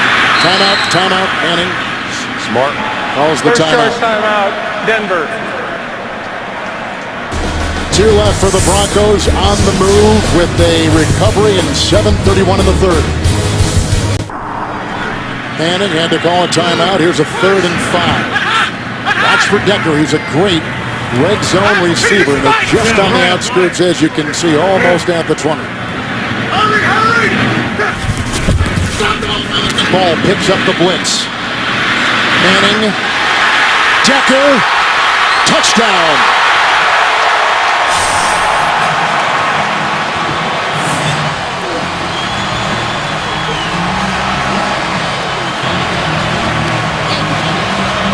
You called it, Kevin. Decker is the weapon of choice for Peyton Manning down inside the red zone. And it starts with ball and protection. We told you, when he's in the game, look at the block there. That buys extra time for Manning. He comes back to Decker after looking around. And look at Decker. Nose for the end zone, giving up the body to get it into the end zone for a touchdown. Just great play. Started with the protection, quarterback surveying the field, the catch and run by Decker. Tack on another. Manning has thrown 3 touchdown passes today after early on he had a pick 6. He's come back and his Broncos on top 24-9. Well, you could just see, and then here's Decker. It's going to be, I think Decker's here at the slot right there. Now watch him run around. You're going to see he's going to try to unleash. No, Decker's at the top. I'm sorry. See him coming in, working his way across the field right now.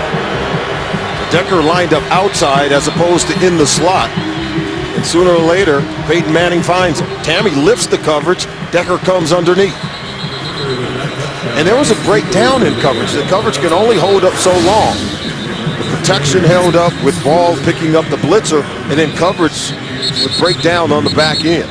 So Manning has thrown touchdown passes of 13 to Thomas, of 31 yards to Stokely, and a 20-yard catch and run for Decker.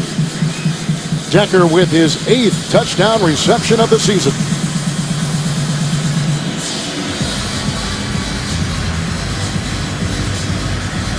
Denver Broncos football team, they get it going. And all these wide receivers, and Peyton Manning says it's been fun watching them grow. But they're still working in terms of understanding the chemistry needed between quarterback and wide receiver. And they're learning on the fly. They're learning from one of the best in their quarterback, Peyton Manning. And we're seeing these guys have a breakout year, Demaryius Thomas and both Eric Decker. Later again with a kick out of the end zone, a touchback, and so it'll go to the 20 for Phillip Rivers and the San Diego offense. Thursday, a Thanksgiving Day tradition continues when Matt Schaub and the Texans tangle with Matthew Stafford and the Lions. It all begins with JB, Dan, Coach Shannon, and Boomer Esiason on a special holiday edition of the NFL Today presented by Southwest Airlines. Hope you'll join us. A lot of people are traveling in airports all over the country watching our broadcast today. We wish you all a very happy and healthy and safe Thanksgiving week. Touchback to the 21st and 10, Phillip Rivers. Ryan Matthews blocked by Hadnot, who is back in again at that guard. It is a gain of 7. Push him to the 27-yard line. How do you come back in a game like this, Kevin, when the offensive line is failing and struggling? The last time they had the ball, they didn't punt it.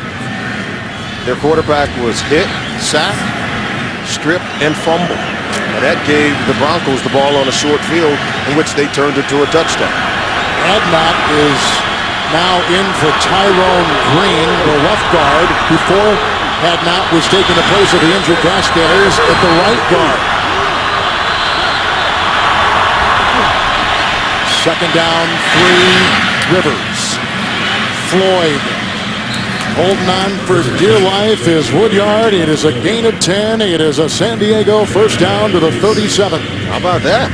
They pick up their 4th first down of the game, flipping it out to the wide receiver.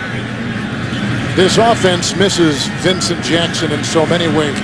Well, and we talked about this before. They've had players who have defected via free agency. How about Michael Turner now plays in Atlanta? Darren Sproles, I think, is a guy they certainly could have afforded to keep and would do tremendous in terms of helping their quarterback, Phillip Rivers. Matthews a block, 1st and 10. That opens the door. And that is Denario Alexander with the catch. Carter makes the tackle. 15-yard pickup to the 48 of the Broncos. How about Alexander fighting for the ball in coverage? Protection did hold up this time. Look at blocked by Ryan Matthews. Tight coverage on the back end by Carter. Of course, we said that we talked to John Fox about Carter, called him Sticky Man. He's had a great season as we take a look at the numbers for Alexander. In what will be only the 3rd play running Bronco territory today. Rivers 1st and 10 has to heave it away. Looking for Alexander, coverage by Chris Harris. Receiver number 84 in the area. 2nd down. Coverage sometimes helps. And take a look at the coverage here. There's nowhere to go ahead and roll it. There's nowhere to go with the football for Phillip Rivers. Even though the protection holds up, look, every man plastered here, plastered there, and plastered down there. So Phillip Rivers has to throw the ball away. Remember, Rivers isn't very mobile, can't extend plays to allow receivers to break away from coverage. He has to throw the ball away in that situation. Second down and 10. The block by Harris, the left tackle, buying time, but nobody home. McMichael was close. Ayers was defending. No intentional grounding. Receiver number 81 in the area. Third down. He was in the area. Phillip Rivers now faced with a 3rd and 10. And he has to leave the huddle saying, block Von Miller. If you can block Von Miller, we may have a shot at converting a 3rd and 10 into a first down. The thing is about Rivers, he was an elite quarterback from 06 to 10. It's been the last 2 years where things have really leveled off for him. They really have.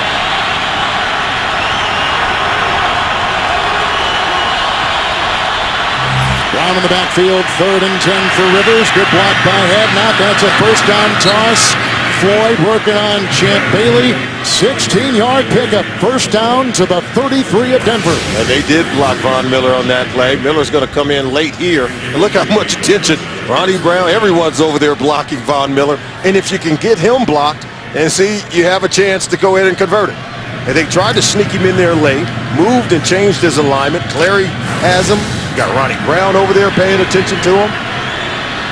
On this drive, Rivers is at Floyd for 10 and 16. He hit Alexander on a 15-yard first down throw. Here's a first down handoff. It goes to Matthews.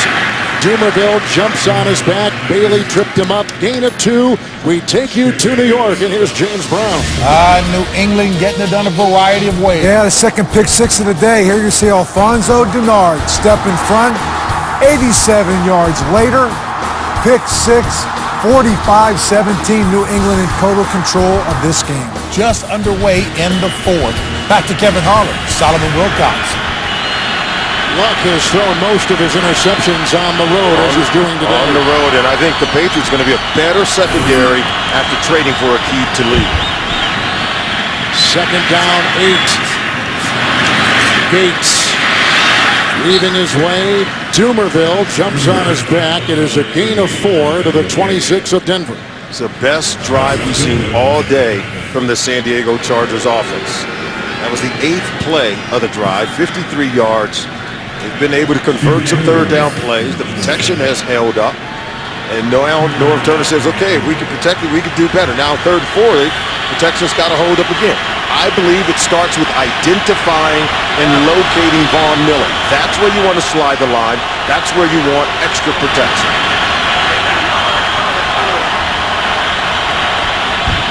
Third down, 4 for Phillip Rivers. He's got his receiver, Robert Meacham, who backpedals his way to the 17. 10-yard pickup. Another first down deep in Bronco territory. How about Rivers? Look at the small window. Watch that. Boom. Slide it in. He was able to push down Harris, but Harris got back up. Nearly got a hand in there. See the protection holding up. Rivers steps up.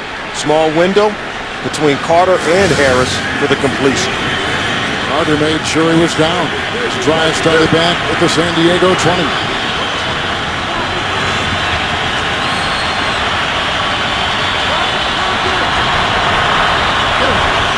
First and 10. Johnny Brown. Locked down by Tony Carter with a run to the 12-yard line after the catch and a pickup of 5. Kevin, if I'm Norv Turner, I'm going to call my plays right now as if I'm going to use 4 downs to get a touchdown. I'm not thinking field goal at all because it doesn't help you. Momentum and everything, all the energy you needed to try to mount a comeback starts with scoring a touchdown here, not settling for a field goal. So even though it's 2nd and 5, I think you got to understand you have 3 more downs as opposed to 2 and attempting the kick.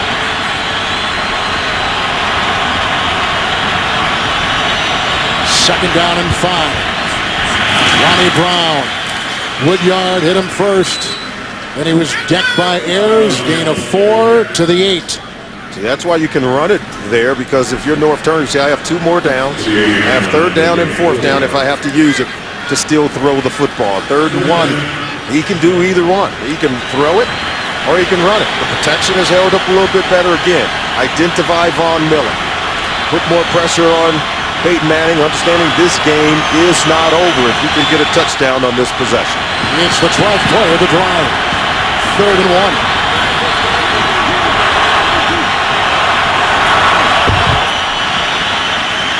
Rivers, touchdown, Denario Alexander. And the Chargers are back in business. They isolated the 6'5" Denario Alexander against the 5'9". Is that Tony Carter over in the corner? There you see right there. Yes. Little push. Carter saying they pushed me. There you see it right here at the bottom of the screen. Rivers says that's the matchup we want. Height should win. He put it in position where his guy can get it. Was there a slight push off? Yes. Carter understood. He came in knowing that was going to be the situation. Fox said didn't want to put his young corners in a position where their backs would be turned to the quarterback. Novak puts in the extra point. Floyd with a couple of catches of 10 and 16. Alexander caught one for 15. And then Rivers located him in the end zone on an 8-yard touchdown pass. On the extra point just moments ago after the 8-yard touchdown pass by Rivers, we had some pushing and shoving after the play. Right there. Side, yeah. Yeah. Wesley Woodyard taking a shot, and they caught him. And the penalty flag was thrown on Denver. Thus, the kickoff will come with a 15-yard penalty and positioned at the 50-yard line. Well, we don't want to look too far ahead, but on this very strange pre-Thanksgiving Day NFL weekend, 4 teams that trailed in the fourth quarter have come back to win today. Green Bay, Atlanta, Dallas, and Houston. Could San Diego be the 5th? If indeed we get to the 4th and they're still down. But right now you see 58 seconds remaining in the 3rd, and this is a little boots kick which is taken by Holiday inside the 5, and he maneuvers out with the Gatchkar tackle at about the 23 and an 18-yard return. Well, we remind you to help victims of disasters like Superstorm Sandy. Text Red Cross to 90999 to make a $10 donation to the American Red Cross Disaster Relief Fund. CBS cares. Dusk in the Rockies. Now Peyton Manning understands critical moment in the ball game. In the waning moments of the third quarter, you got to seize momentum. You can ill afford to go 3 and out. Give the ball back to San Diego with great field position.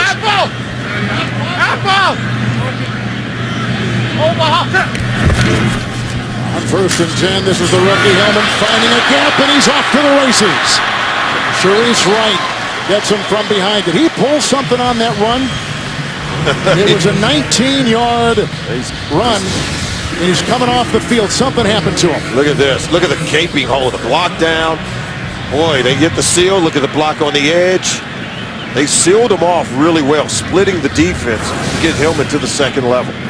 Hillman is being looked at on the sideline. Lance Ball takes his place at the 40, Manning 1st and 10.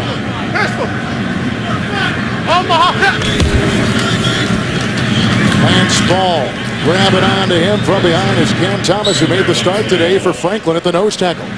It is a gain of a yard. 8-yard touchdown pass moments ago by Rivers. Manning has thrown 3. Will return to Denver for the 4th quarter. After this, you're watching the NFL on CBS. Your home for Super Bowl 47. We start the 4th quarter. Rivers just threw a touchdown pass late in the 3rd. Bringing things a little bit tighter here. Manning, 2nd down and 9. Dreesen hit by Wright, grabbed by Gilchrist. It is a gain of 6. It'll be 3rd and 3 at the 47. Huge game for both teams, right, Kevin? It is. First place, Denver. If they win, they lead by 3 games, plus they'd have the tiebreaker. If Denver loses and the Chargers would win, a single game would separate them, and the immediate tiebreaker doesn't come into play. And both teams know it all too well. We talked to both coaches. They have echoed that to their teams. And the Chargers sense that it's all on the line right now. Good block by Clady at that left tackle. 3rd down and 3. First down throw, Tammy. Bigby was there. Gain of 8. First down to the 46-yard line of San Diego. Working over to the left side. Tammy matched up against the safety, Atari Bigby. Bigby's in bumper run. Now you've got to win. You can't allow him that inside position across your face. You know, Tammy's a tight end. He's not going to run by you. So if you're going to sit like that, go ahead and take away that inside leverage position. Omaha! On first down and 10, this is Ball. Walked by Beadle. Blocked downfield by Thomas. Tackle made by Weddle to the 32. That's a 14-yard gain, and to begin the drive, Hillman, who is injured and still on the sideline, picked up 19, although Hillman coming in as we speak. Watch number 20, Antoine Casey. This is the moment of truth. Keep your head up. See what you hit. No, you whiff, and Ball's got quick feet. He's able to step right over Casey to convert and pick up the first down. Got to have better tackling in the second down. Those running back woes all in the wake of losing McGahee to an injury in the first half with a knee. First and 10.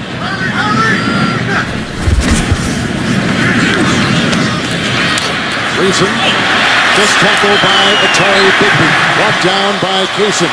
That is Joel Dreesen, the former Texan, a 12-yard catch and run to the 21-yard line of San Diego. And sometimes it's the small things, Kevin. We already showed you the one missed tackle by Antoine Kaysen. Ball's able to make you miss. And look at Dreesen. Just throw that flipper against Atari Bigby, able to stay in bounds, keep the clock ticking, pick up the first down, and just chew up time and yards. That's how you win football games, sometimes by doing the little things. I can see it.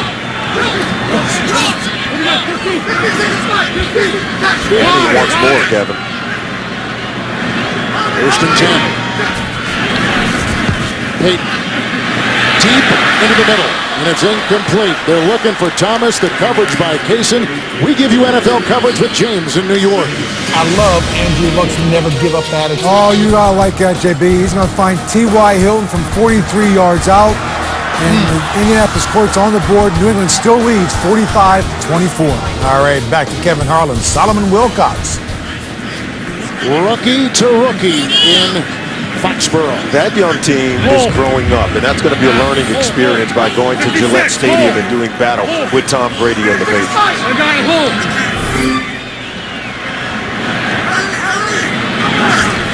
Handing on second down and 10. Here they come up the middle, and down he goes. Hit that time by Kendall Reyes. He's the rookie out of UConn. It's the second sack authored today by the Chargers. The loss back to the 29. Boy, someone needed to make a play.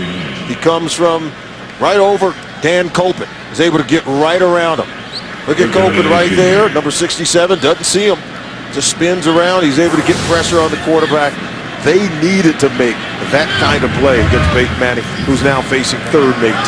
First Reyes sack of his young career, and that's giving it back. Yep. Antonio Gray in the middle. Wow. Takeo Spike said, are you kidding me? There's a third and 13, too. Encroachment, number 71, offense, 5-yard penalty, third down. It's the little things, Kevin. We talked about it against Peyton Manning. Look at that, right there. And sometimes when you're blitzing, as you saw Sean Phillips creeping up behind him, that's also what caused Gray to jump off sides. He felt the pressure coming from behind him from his own defenders. The defense is also making checks. They got to get lined up. Manning on third and 13, clear to the block. Manning on the move. Grabbed on the play by Stokely. He gets as far as the 11, close to a first down, 13-yard pickup, and let's see where they spot it. What a tackle by Butler. You're right, it is going to be determined by the spot. He may just be a little short, Kevin. This Denver drive, and they're going to go for 3. Right in front of number 56. Watch how Butler closes on this. And boy, did he need every step and every inch. Drive started back at the 21. Hillman ran one for 19. Ball had a run of 14. Catch and run. Dreesen for 12. Stokely for 13. Here's a 30-yard field goal to extend the Bronco lead. Prater from 30. Broncos on top by 11. 10:43 in the fourth. This month, the NFL is honoring veterans and active duty servicemen and women in the League Salute to Service campaign. Today's game features a number of camouflage branded elements on display, including player gloves and captain's patches. Representatives from the U.S. Army, the Navy, the Air Force, the Marines, the Coast Guard, and Wounded Warrior heroes will be recognized in this stadium and stadiums all over the NFL. They've done it right. but our sincerest thanks for what the men and women of the armed forces do for the way we live in this country. 27-16, a 30-yard Raider field goal moments ago. The ensuing kickoff is again out of the end zone. Rivers and his team down by 2 scores and 10:43 to play.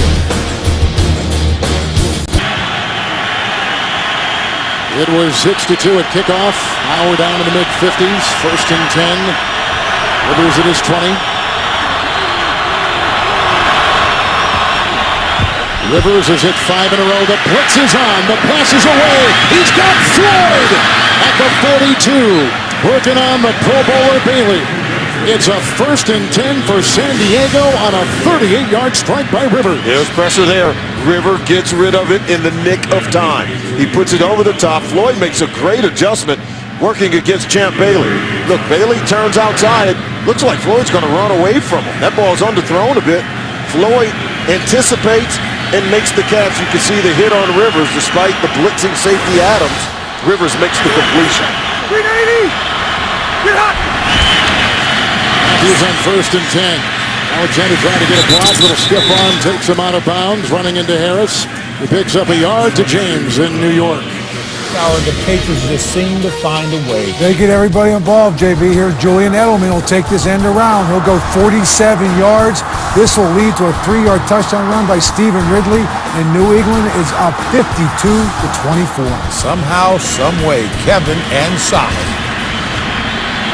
I'll tell you one way, when the Colts are playing without their 2 starting cornerbacks, that would be a way to get into the end zone against that Colts defense, and Patriots are taking advantage of it.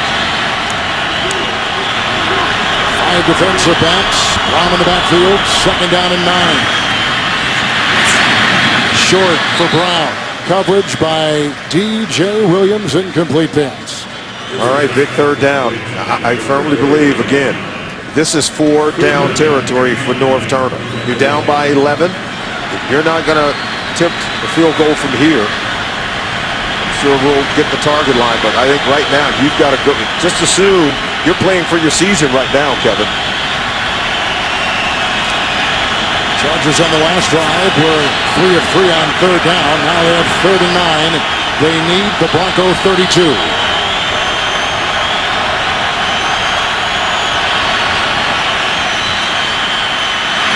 Going deep, he's got Meacham, and then the ball, and the receiver went in opposite directions. With Carter defending, I think he would have had a chance, but he cut in when the ball went out. Yeah, and that's where Rivers was expecting him to go, trying to get on top, but then pressure. See, when Rivers can't step, look at this ball wobble. It's because he could not step into it because of the pressure coming into his face. Phillip Rivers talks about it. When I could step into throws, that's when I know I could drive it home with great accuracy. When he can't step into it, you saw what happens there. They are going to go for it on 4th down like I thought they would. Let's see if they take the shot down the field. Again, Kevin, it starts with protection for Phillip Rivers.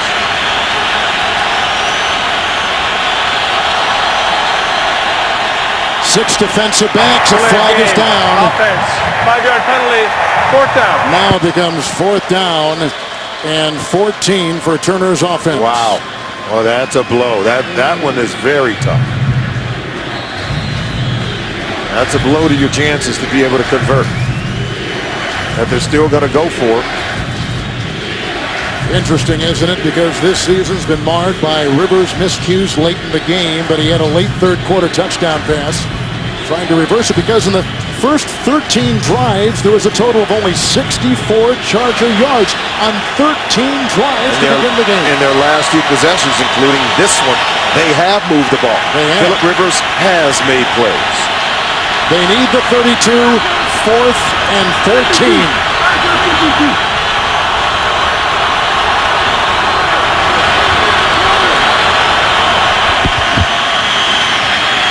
They come up the middle. Was it picked off? It may have been. Leonard, did he scoop it up?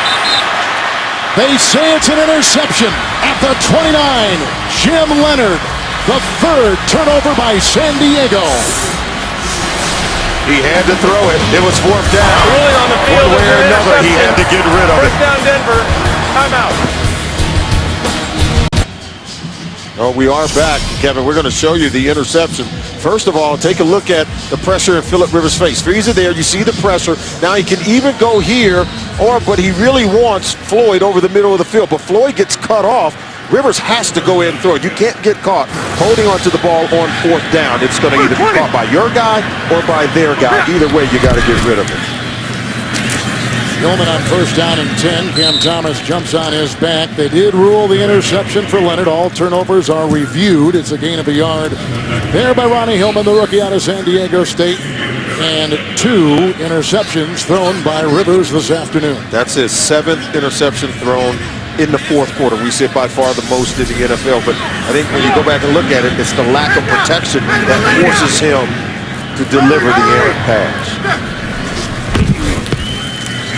2nd and 9 throw to Hillman. There's a block by Decker. Knocked down by Wright to the 42. 13-yard pickup, 1st down Denver. How about Hillman? Look at Eric Studesville, the running back coach. He pats the rookie on the head because he was smart enough to not only make the catch but stay in bounds. Could have easily got out of bounds. He understands situational football. You stay in bounds and keep bleeding the clock. 56 Lion. Lance Ball is the running back, 1st down and 10. Hurry, hurry. Good block by Beatles, but the hole quickly evaporates. Cam Thomas is there, gain of 3 to the 45, and a late flag. A flag thrown well after the play had been blown dead. Going to be against San Diego, according to Peyton Manning. Illegal use of hands, hands to the face, number 94 defense.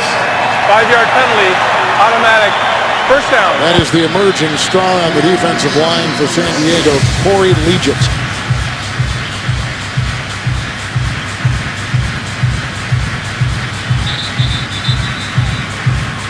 There's 94 there. Didn't quite see it right there, but the officials sure saw it.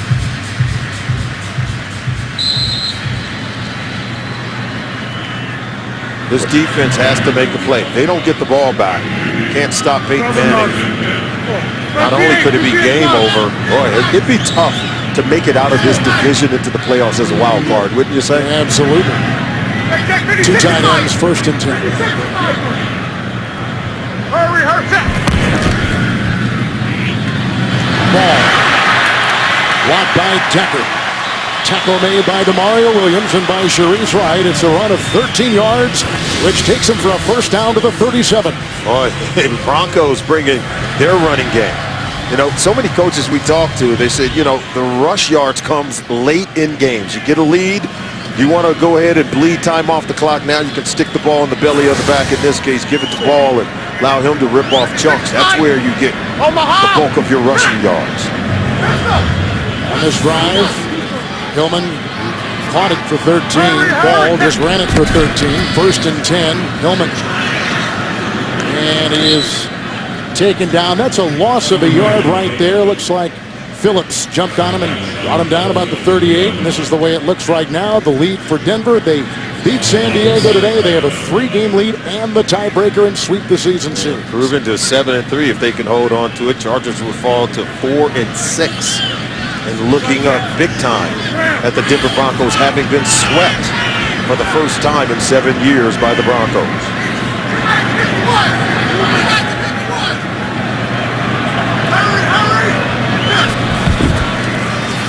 Manning on 2nd and 11. Here they come again. Reyes with his 2nd sack. 3rd sack by the defense today, pushing Manning back to his 45, or the San Diego 45. Reyes has given Dan Copeland all that he can handle. It was Manny Ramirez as well as Copeland that Reyes was able to beat. He's looked really good here late in the game. He's had 2 sacks. Remember, Chargers came in with only 14 sacks all season. They got 3 today. 3rd and 18. Now watch Peyton Manning. He knows he needs to get some yards here, but he will not risk a turnover on this throw. They need the 27. And they got the 27 and more. The backpedaling Tammy all the way to the 15. 31-yard pickup, 1st and 10, Denver Broncos. Is this why they call him the sheriff? Look at this. Right over the head of Takeo Spikes, 51. Right in between 3 defenders does Peyton Manning deliver a laser to Tammy. That was an incredible play. And maybe a backbreaker for this Chargers defense. 31-yard pickup. Manning now with 271, 270 throwing this afternoon. 3 touchdowns. 4. He's close to going over 3,000 yards for the season again. First and 10.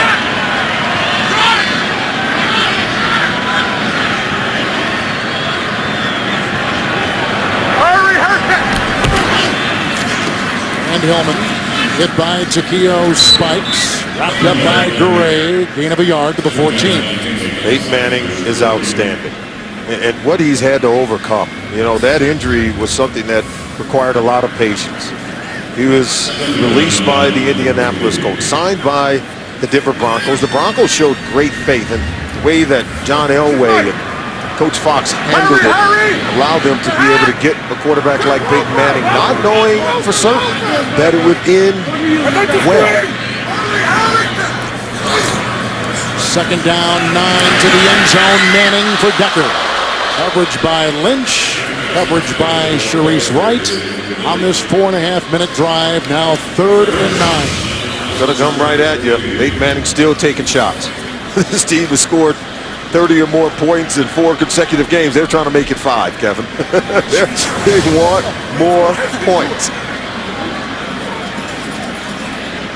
You know, Peyton, he continues to push it. He really does. And we covered him for years in Indianapolis. He would come back every year with that look in his eye as if it was his first or second year, as if he were a young man still chasing it as if he had never achieved greatness. As we talked before, he makes everybody around him, coaches and players, both better. Absolutely. Continues to set the bar tremendously high, even for himself. So coming up now for John Fox, who, by the way, grew up in San Diego, went to San Diego State. His dad was a Navy SEAL based in San Diego. This is what's coming up now for the Denver Broncos, who right now are circling over win number 7. And you know John Fox will tell his team, even though Kansas City is struggling, it's always tough for any team within the AFC West Division to go to Arrowhead and win. And then Tampa is an emerging team who you and I saw 1 week ago. A 30-second timeout. Solomon, just take into perspective here what this city has gone through. Last year, Tebow mania. Wow. Coming out of no place. Tebow starts mid-season, leads them to the playoffs. They win a playoff game in this stadium. So then he is gone. Manning comes in, and the same euphoria. I mean, I can't think of a more charismatic 2 years in any NFL city but Denver. But don't you get the sense that this is the kind of euphoria that's not full of pixie dust? Yep. This is one that could end up taking you to a Super Bowl. This is one you can really believe in.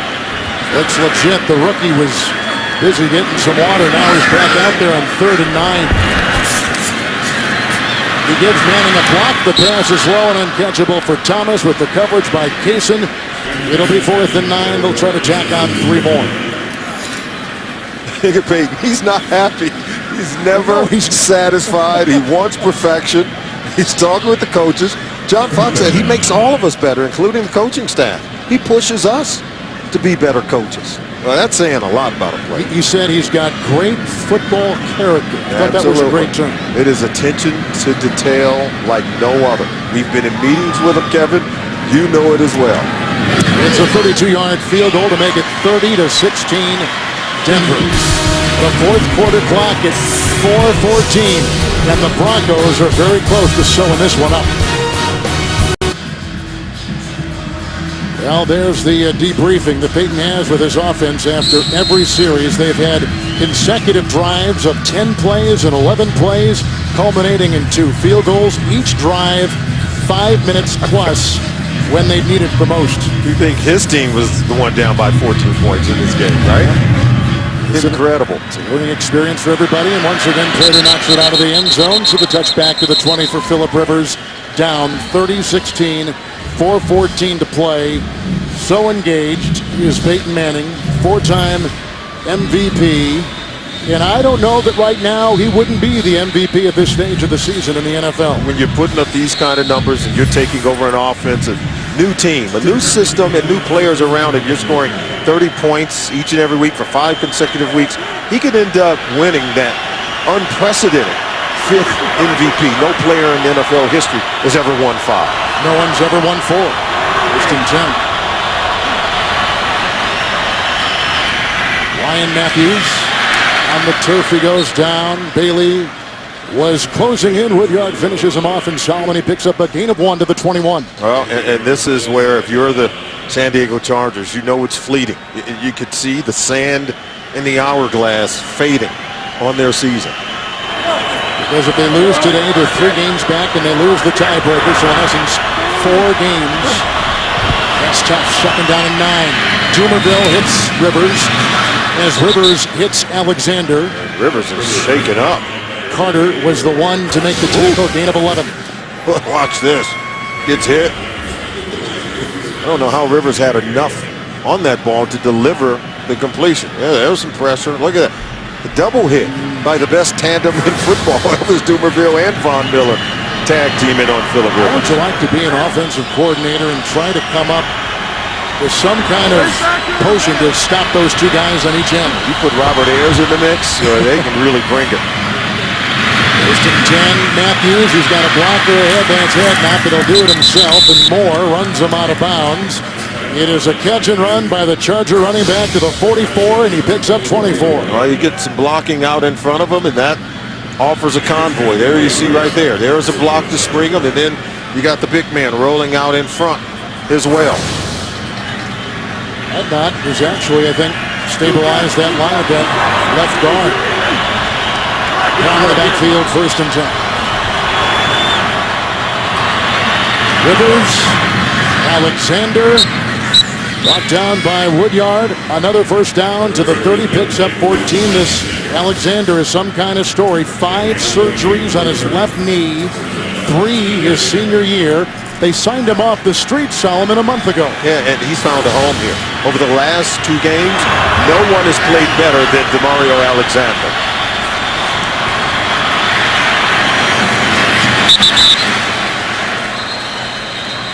Rivers on that 1st down pass, a little high to Alexander. Offense. 10-yard penalty. Repeat 1st down.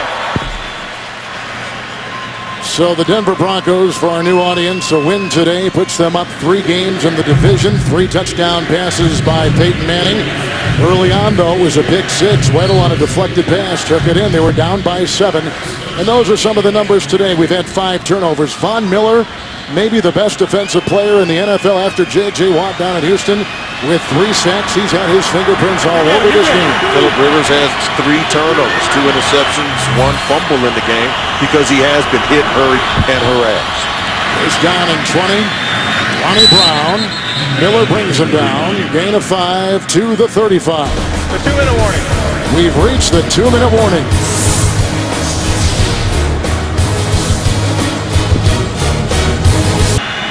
Broncos are right over their 7th win of the season. And trying to sweep the series this year against San Diego. Chargers and Rivers, 2nd down, 15. Broncos have scored 13 points off 3 San Diego turnovers. Play that there. False start. False start, number 79, offense. 5-yard penalty. 2nd down. You know, Kevin, for the first time in 16 games, the Broncos didn't score any points in the 1st quarter, but in the 2nd quarter, Demaryius Thomas catches the first of Manning's 3 touchdown passes. Rivers gets picked off by Wesley Woodyard, and then Manning smells for more blood. Touchdown strike, 31 yards to Stoker, and then a 3rd down strike to Eric Decker. He's got a nose for the end zone. 3 touchdown passes for Peyton Manning in this game. They've scored 30 points for the 5th consecutive game, the most in the National Football League. This offense and defense is red hot in Denver.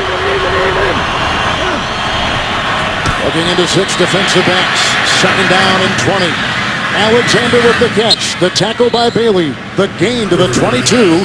He picks up 18 on 2nd and 20. Rivers is still fighting. Watch, someone grabs his hand just as he's ready to throw the ball. He gets hit, but still stands in the pocket and delivers a strike to Alexander. Very impressive throw. On 1st and 10, Ronnie Brown hit by Wolf. And down he goes. It was 3rd down and 2. As they tried to carve out the first, they got maybe a yard. First charge timeout, San Diego.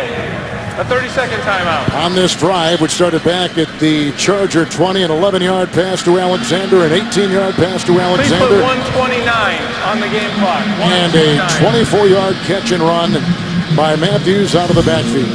Kevin, Rivers already has one touchdown pass in this game. He's thrown one.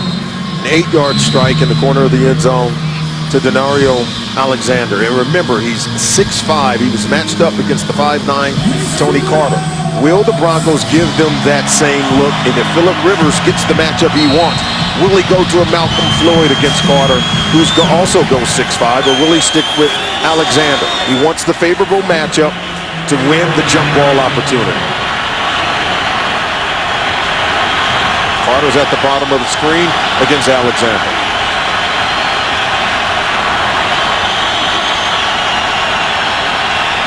On 4th and 1. Rivers, what a catch by Alexander. That is a touchdown. Carter was beaten. It's the matchup they wanted. Remember, Carter came into today's game only allowing opposing quarterbacks to complete 27% of their passes. By far the best of any quarterback in the National Football League. But when you're going up against someone as tall as Alexander and you're 5'9", very difficult to keep him out of the end zone. And I thought if Carter was playing from off, maybe he has a better chance. But soon I saw him in the bump and run situation, you knew Rivers was going to take a shot. Rivers throws his second touchdown pass. Of course, every scoring play is reviewed. The ruling on the field is a touchdown. The previous play is under review. 1:24 to play here. They want to know, did he hold on to the ball? Did he complete the catch? Go ahead and take a look. Watch the end. Remember, in the NFL, you got to catch it and then hold on to the ball throughout the catch. Does this ball move? Bam. That ball moves right. Oh, they're going to take this one back, Kevin. Unfortunately for him, they're going to take it back. That ball moved. Once it hits the ground and it jostles and it moves, it dislodges from his possession. And that's why they're going to call it an incompleted pass. Knee down, ball there. But remember the Calvin Johnson play a couple of years ago in the end zone. Even though the ball touched down in the end zone, he would have to maintain full, complete possession of the ball through the catch and through contact and collision with the ground. That's the rule. Through the catch are the key Through rules. the catch and through the collision with the ground. And that's the key. So, see, right now, in the past, right now, that would have been a touchdown. But no, when they changed the rule, it says the ball can touch the ground as long as it doesn't move, rotate, or jostle loose. And clearly, there was movement of the ball after it touched the ground. And I think Charlie Joyner, Hall of Fame wide receiver, who coaches the wide receiver for the Chargers, is coaching him up on that very point right now. But great play by Alexander.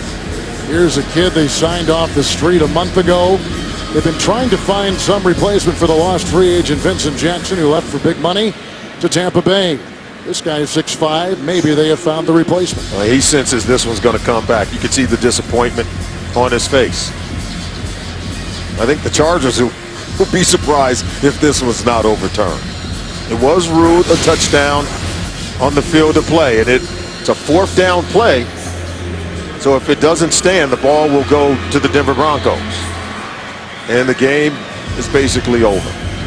That's how big this play is. It's under review. It was ruled a touchdown in the field of play. Chargers came in having lost 2 of their last 3, but they had won. Rivers and this Charger team had won 3 consecutive games here in Denver. They had won 5 of the last 6. The difference is there was no number 18 for the Broncos. It's as if it's as if the negative energy and momentum continues for this Charger team since that Week 6 contest, Kevin, that we've talked about so much, because I think you have to talk about it to put it into context where both these teams are. Let's see what they call it. He had possession when the ball touched the ground. After review, the ruling on the field is confirmed. The receiver had possession of the ball and as a second act, sucked the ball out across the goal line therefore ending the process of the catch. It is a touchdown. Wow. So they're saying that when he stuck the ball over the goal line right here, they're saying that's the touchdown right there. Because he caught the ball. He had caught the ball and made a football act. He completed an act, which is he caught it, turned around, and stuck the ball out. Novak will try to tack on one more, and we have a 7-point game with 1:24 to play here in Denver. Wow. And you can see even on the faces of many of the San Diego Chargers, they weren't so sure that that catch would be upheld. Take a look at the standings, and this is what's on the line with that catch by Alexander. Now down by 7 points, Kevin, with 1:24 to go. So a loss would, in effect, put the Chargers 4 games back of Denver in the AFC West because the Broncos would hold the tiebreaker between the two. How big has Alexander been in the couple of weeks they had him on the football team? He wasn't in training camp with the San Diego Chargers, but he's a former high pick for the St. Louis Rams. You mentioned the injuries that he's had. The talent has never been in question. The durability has. He has 7 catches this afternoon for 96 yards and 2 touchdowns. Let's see what they're going to do here on the kickoff. They began the second half with an onside kick, and it looks like perhaps they're going to try the same thing again here. A successful onside kick to begin the second half. Novak with the kick. Timeout, Denver. Second charge timeout, Denver. A 30-second timeout. Correction, third and final charge timeout, Denver. They're out of 30-second timeouts. timeout. Look at John Fox, who has, over the last 2 years, as we talked about this earlier in the broadcast, handled 2 pretty interesting quarterback situations. Tebow Mania a season ago, Manning coming in, and as John told us, he said he's affected the football character of our organization, but when we got him, he was still regenerating the nerves in his hand, and so it was a process of that physically, getting used to the young receivers we had, and for our offense, Solomon, to change from a running offense to a passing offense. Yeah, and it's just, I mean, wonderful things has happened with Peyton Manning. And, you know, we talked to him about that Peyton Manning passing academy. You have to wonder if Brock Osweiler is attending those academies, because the players who have come out of there, what it has meant for the National Football League, I think it has improved the level of play at the quarterback position with a lot of great players. Take a look at the onside kick. And they've had one successful onside kick today. Trying it again. Grabbed by Denver. Wrapped up. Grabbed on the play by tight end Virgil Green. So the Broncos are out of timeout. San Diego's got 2. Manning will take over, first down and 10. And you'll see North Turner burn those timeouts immediately. Immediately. But first, you've got to stop the play. If you're the Broncos, you're going to run it. And if you're the Chargers, you got to know they're going to run it. You're not going to put the ball in the air and risk an interception or an incompletion, which would automatically stop the clock. So you run the football to kill clock. And if you're the Chargers, you've got to know that, be able to stuff the run, and then immediately call timeout. 58, he's down.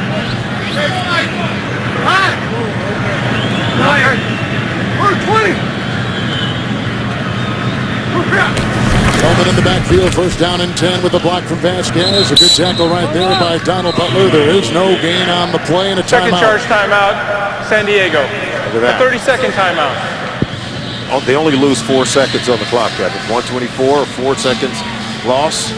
Good play, good stop, good execution by using the timeout quickly. Now they want to do that again. And I think if you're Denver, yeah, you're going to run the ball. It's hard to do that when you know the Chargers understand your intent on 2nd and 10. But you've got to try to get some movement. You've got to try to get that runner to the second level, because if he can pick up a first down, essentially it would be game over. It's second down and 10.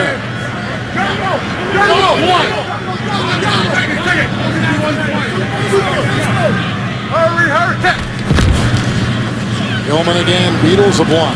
And again, they chip him up. Reyes, 91. Legion, throw him for a 1-yard loss. Another San Diego timeout. San Diego, a 30-second timeout. Broncos will be back at the 50. So they burn their final timeout. They lose only 8 seconds in 2 plays. Now they're out of timeouts, and I think if you're Denver, you go ahead and run it again. And now you'll be able to bleed even more time off the clock if you stay in bounds, because the Chargers are out of timeouts.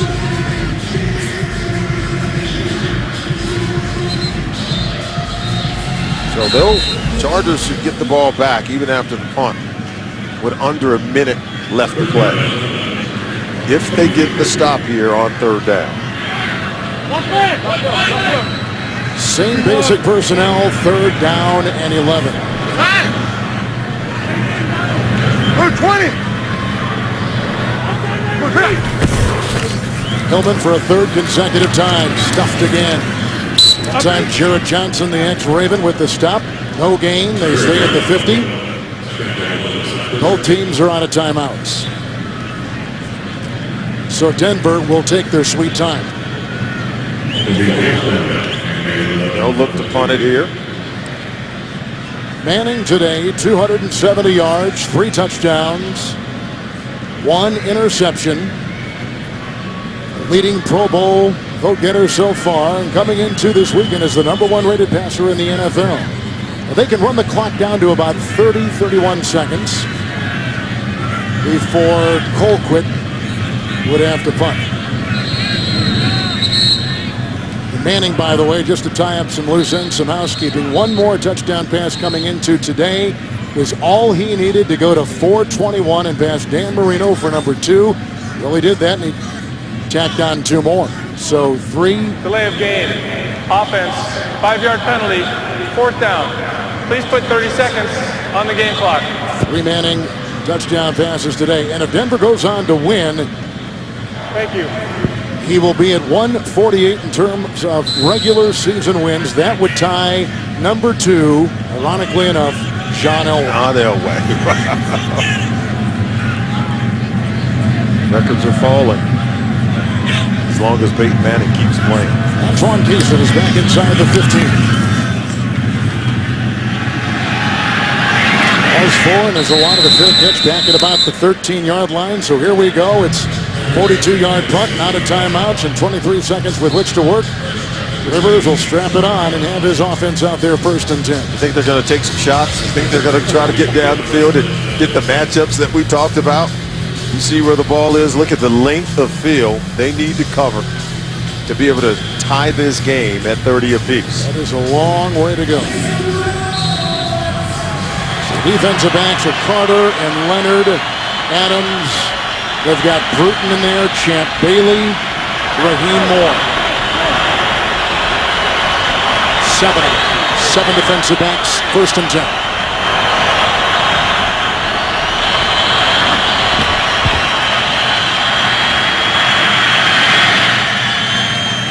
Stop for the tight end Green. Bailey was making sure he didn't get much more than 4 yards, and he's got the ball to the 17. Hasn't there been just a tremendous improvement in terms of the protection for Phillip Rivers on the last few possessions? Here in the 4th quarter, the offensive line's been better. You know, really, when they changed left guards and they put Hadnot in there, they seem to be far more protective of Rivers. You're right. Maybe they're giving more help also to Clary against Von Miller. 2nd down and 6. Here comes the rush. Dumerville. There's a fumble. Down he went. Clock continues to go. It is the 4th sack authored by the Denver Broncos, and that is all she wrote. And the Denver Broncos have won it. Manning 3 touchdown passes. They win it 30-23. Their lead now is 3 games, and they have the tiebreaker against 2nd place San Diego. Tonight on CBS, 60 Minutes followed by new episodes of The Amazing Race, The Good Wife, and The Mentalist. For Solomon Wilcott, Kevin Harlan saying so long from Denver. Wishing you all a very happy Thanksgiving week. You've been watching the NFL on CBS, the home of Super Bowl 47.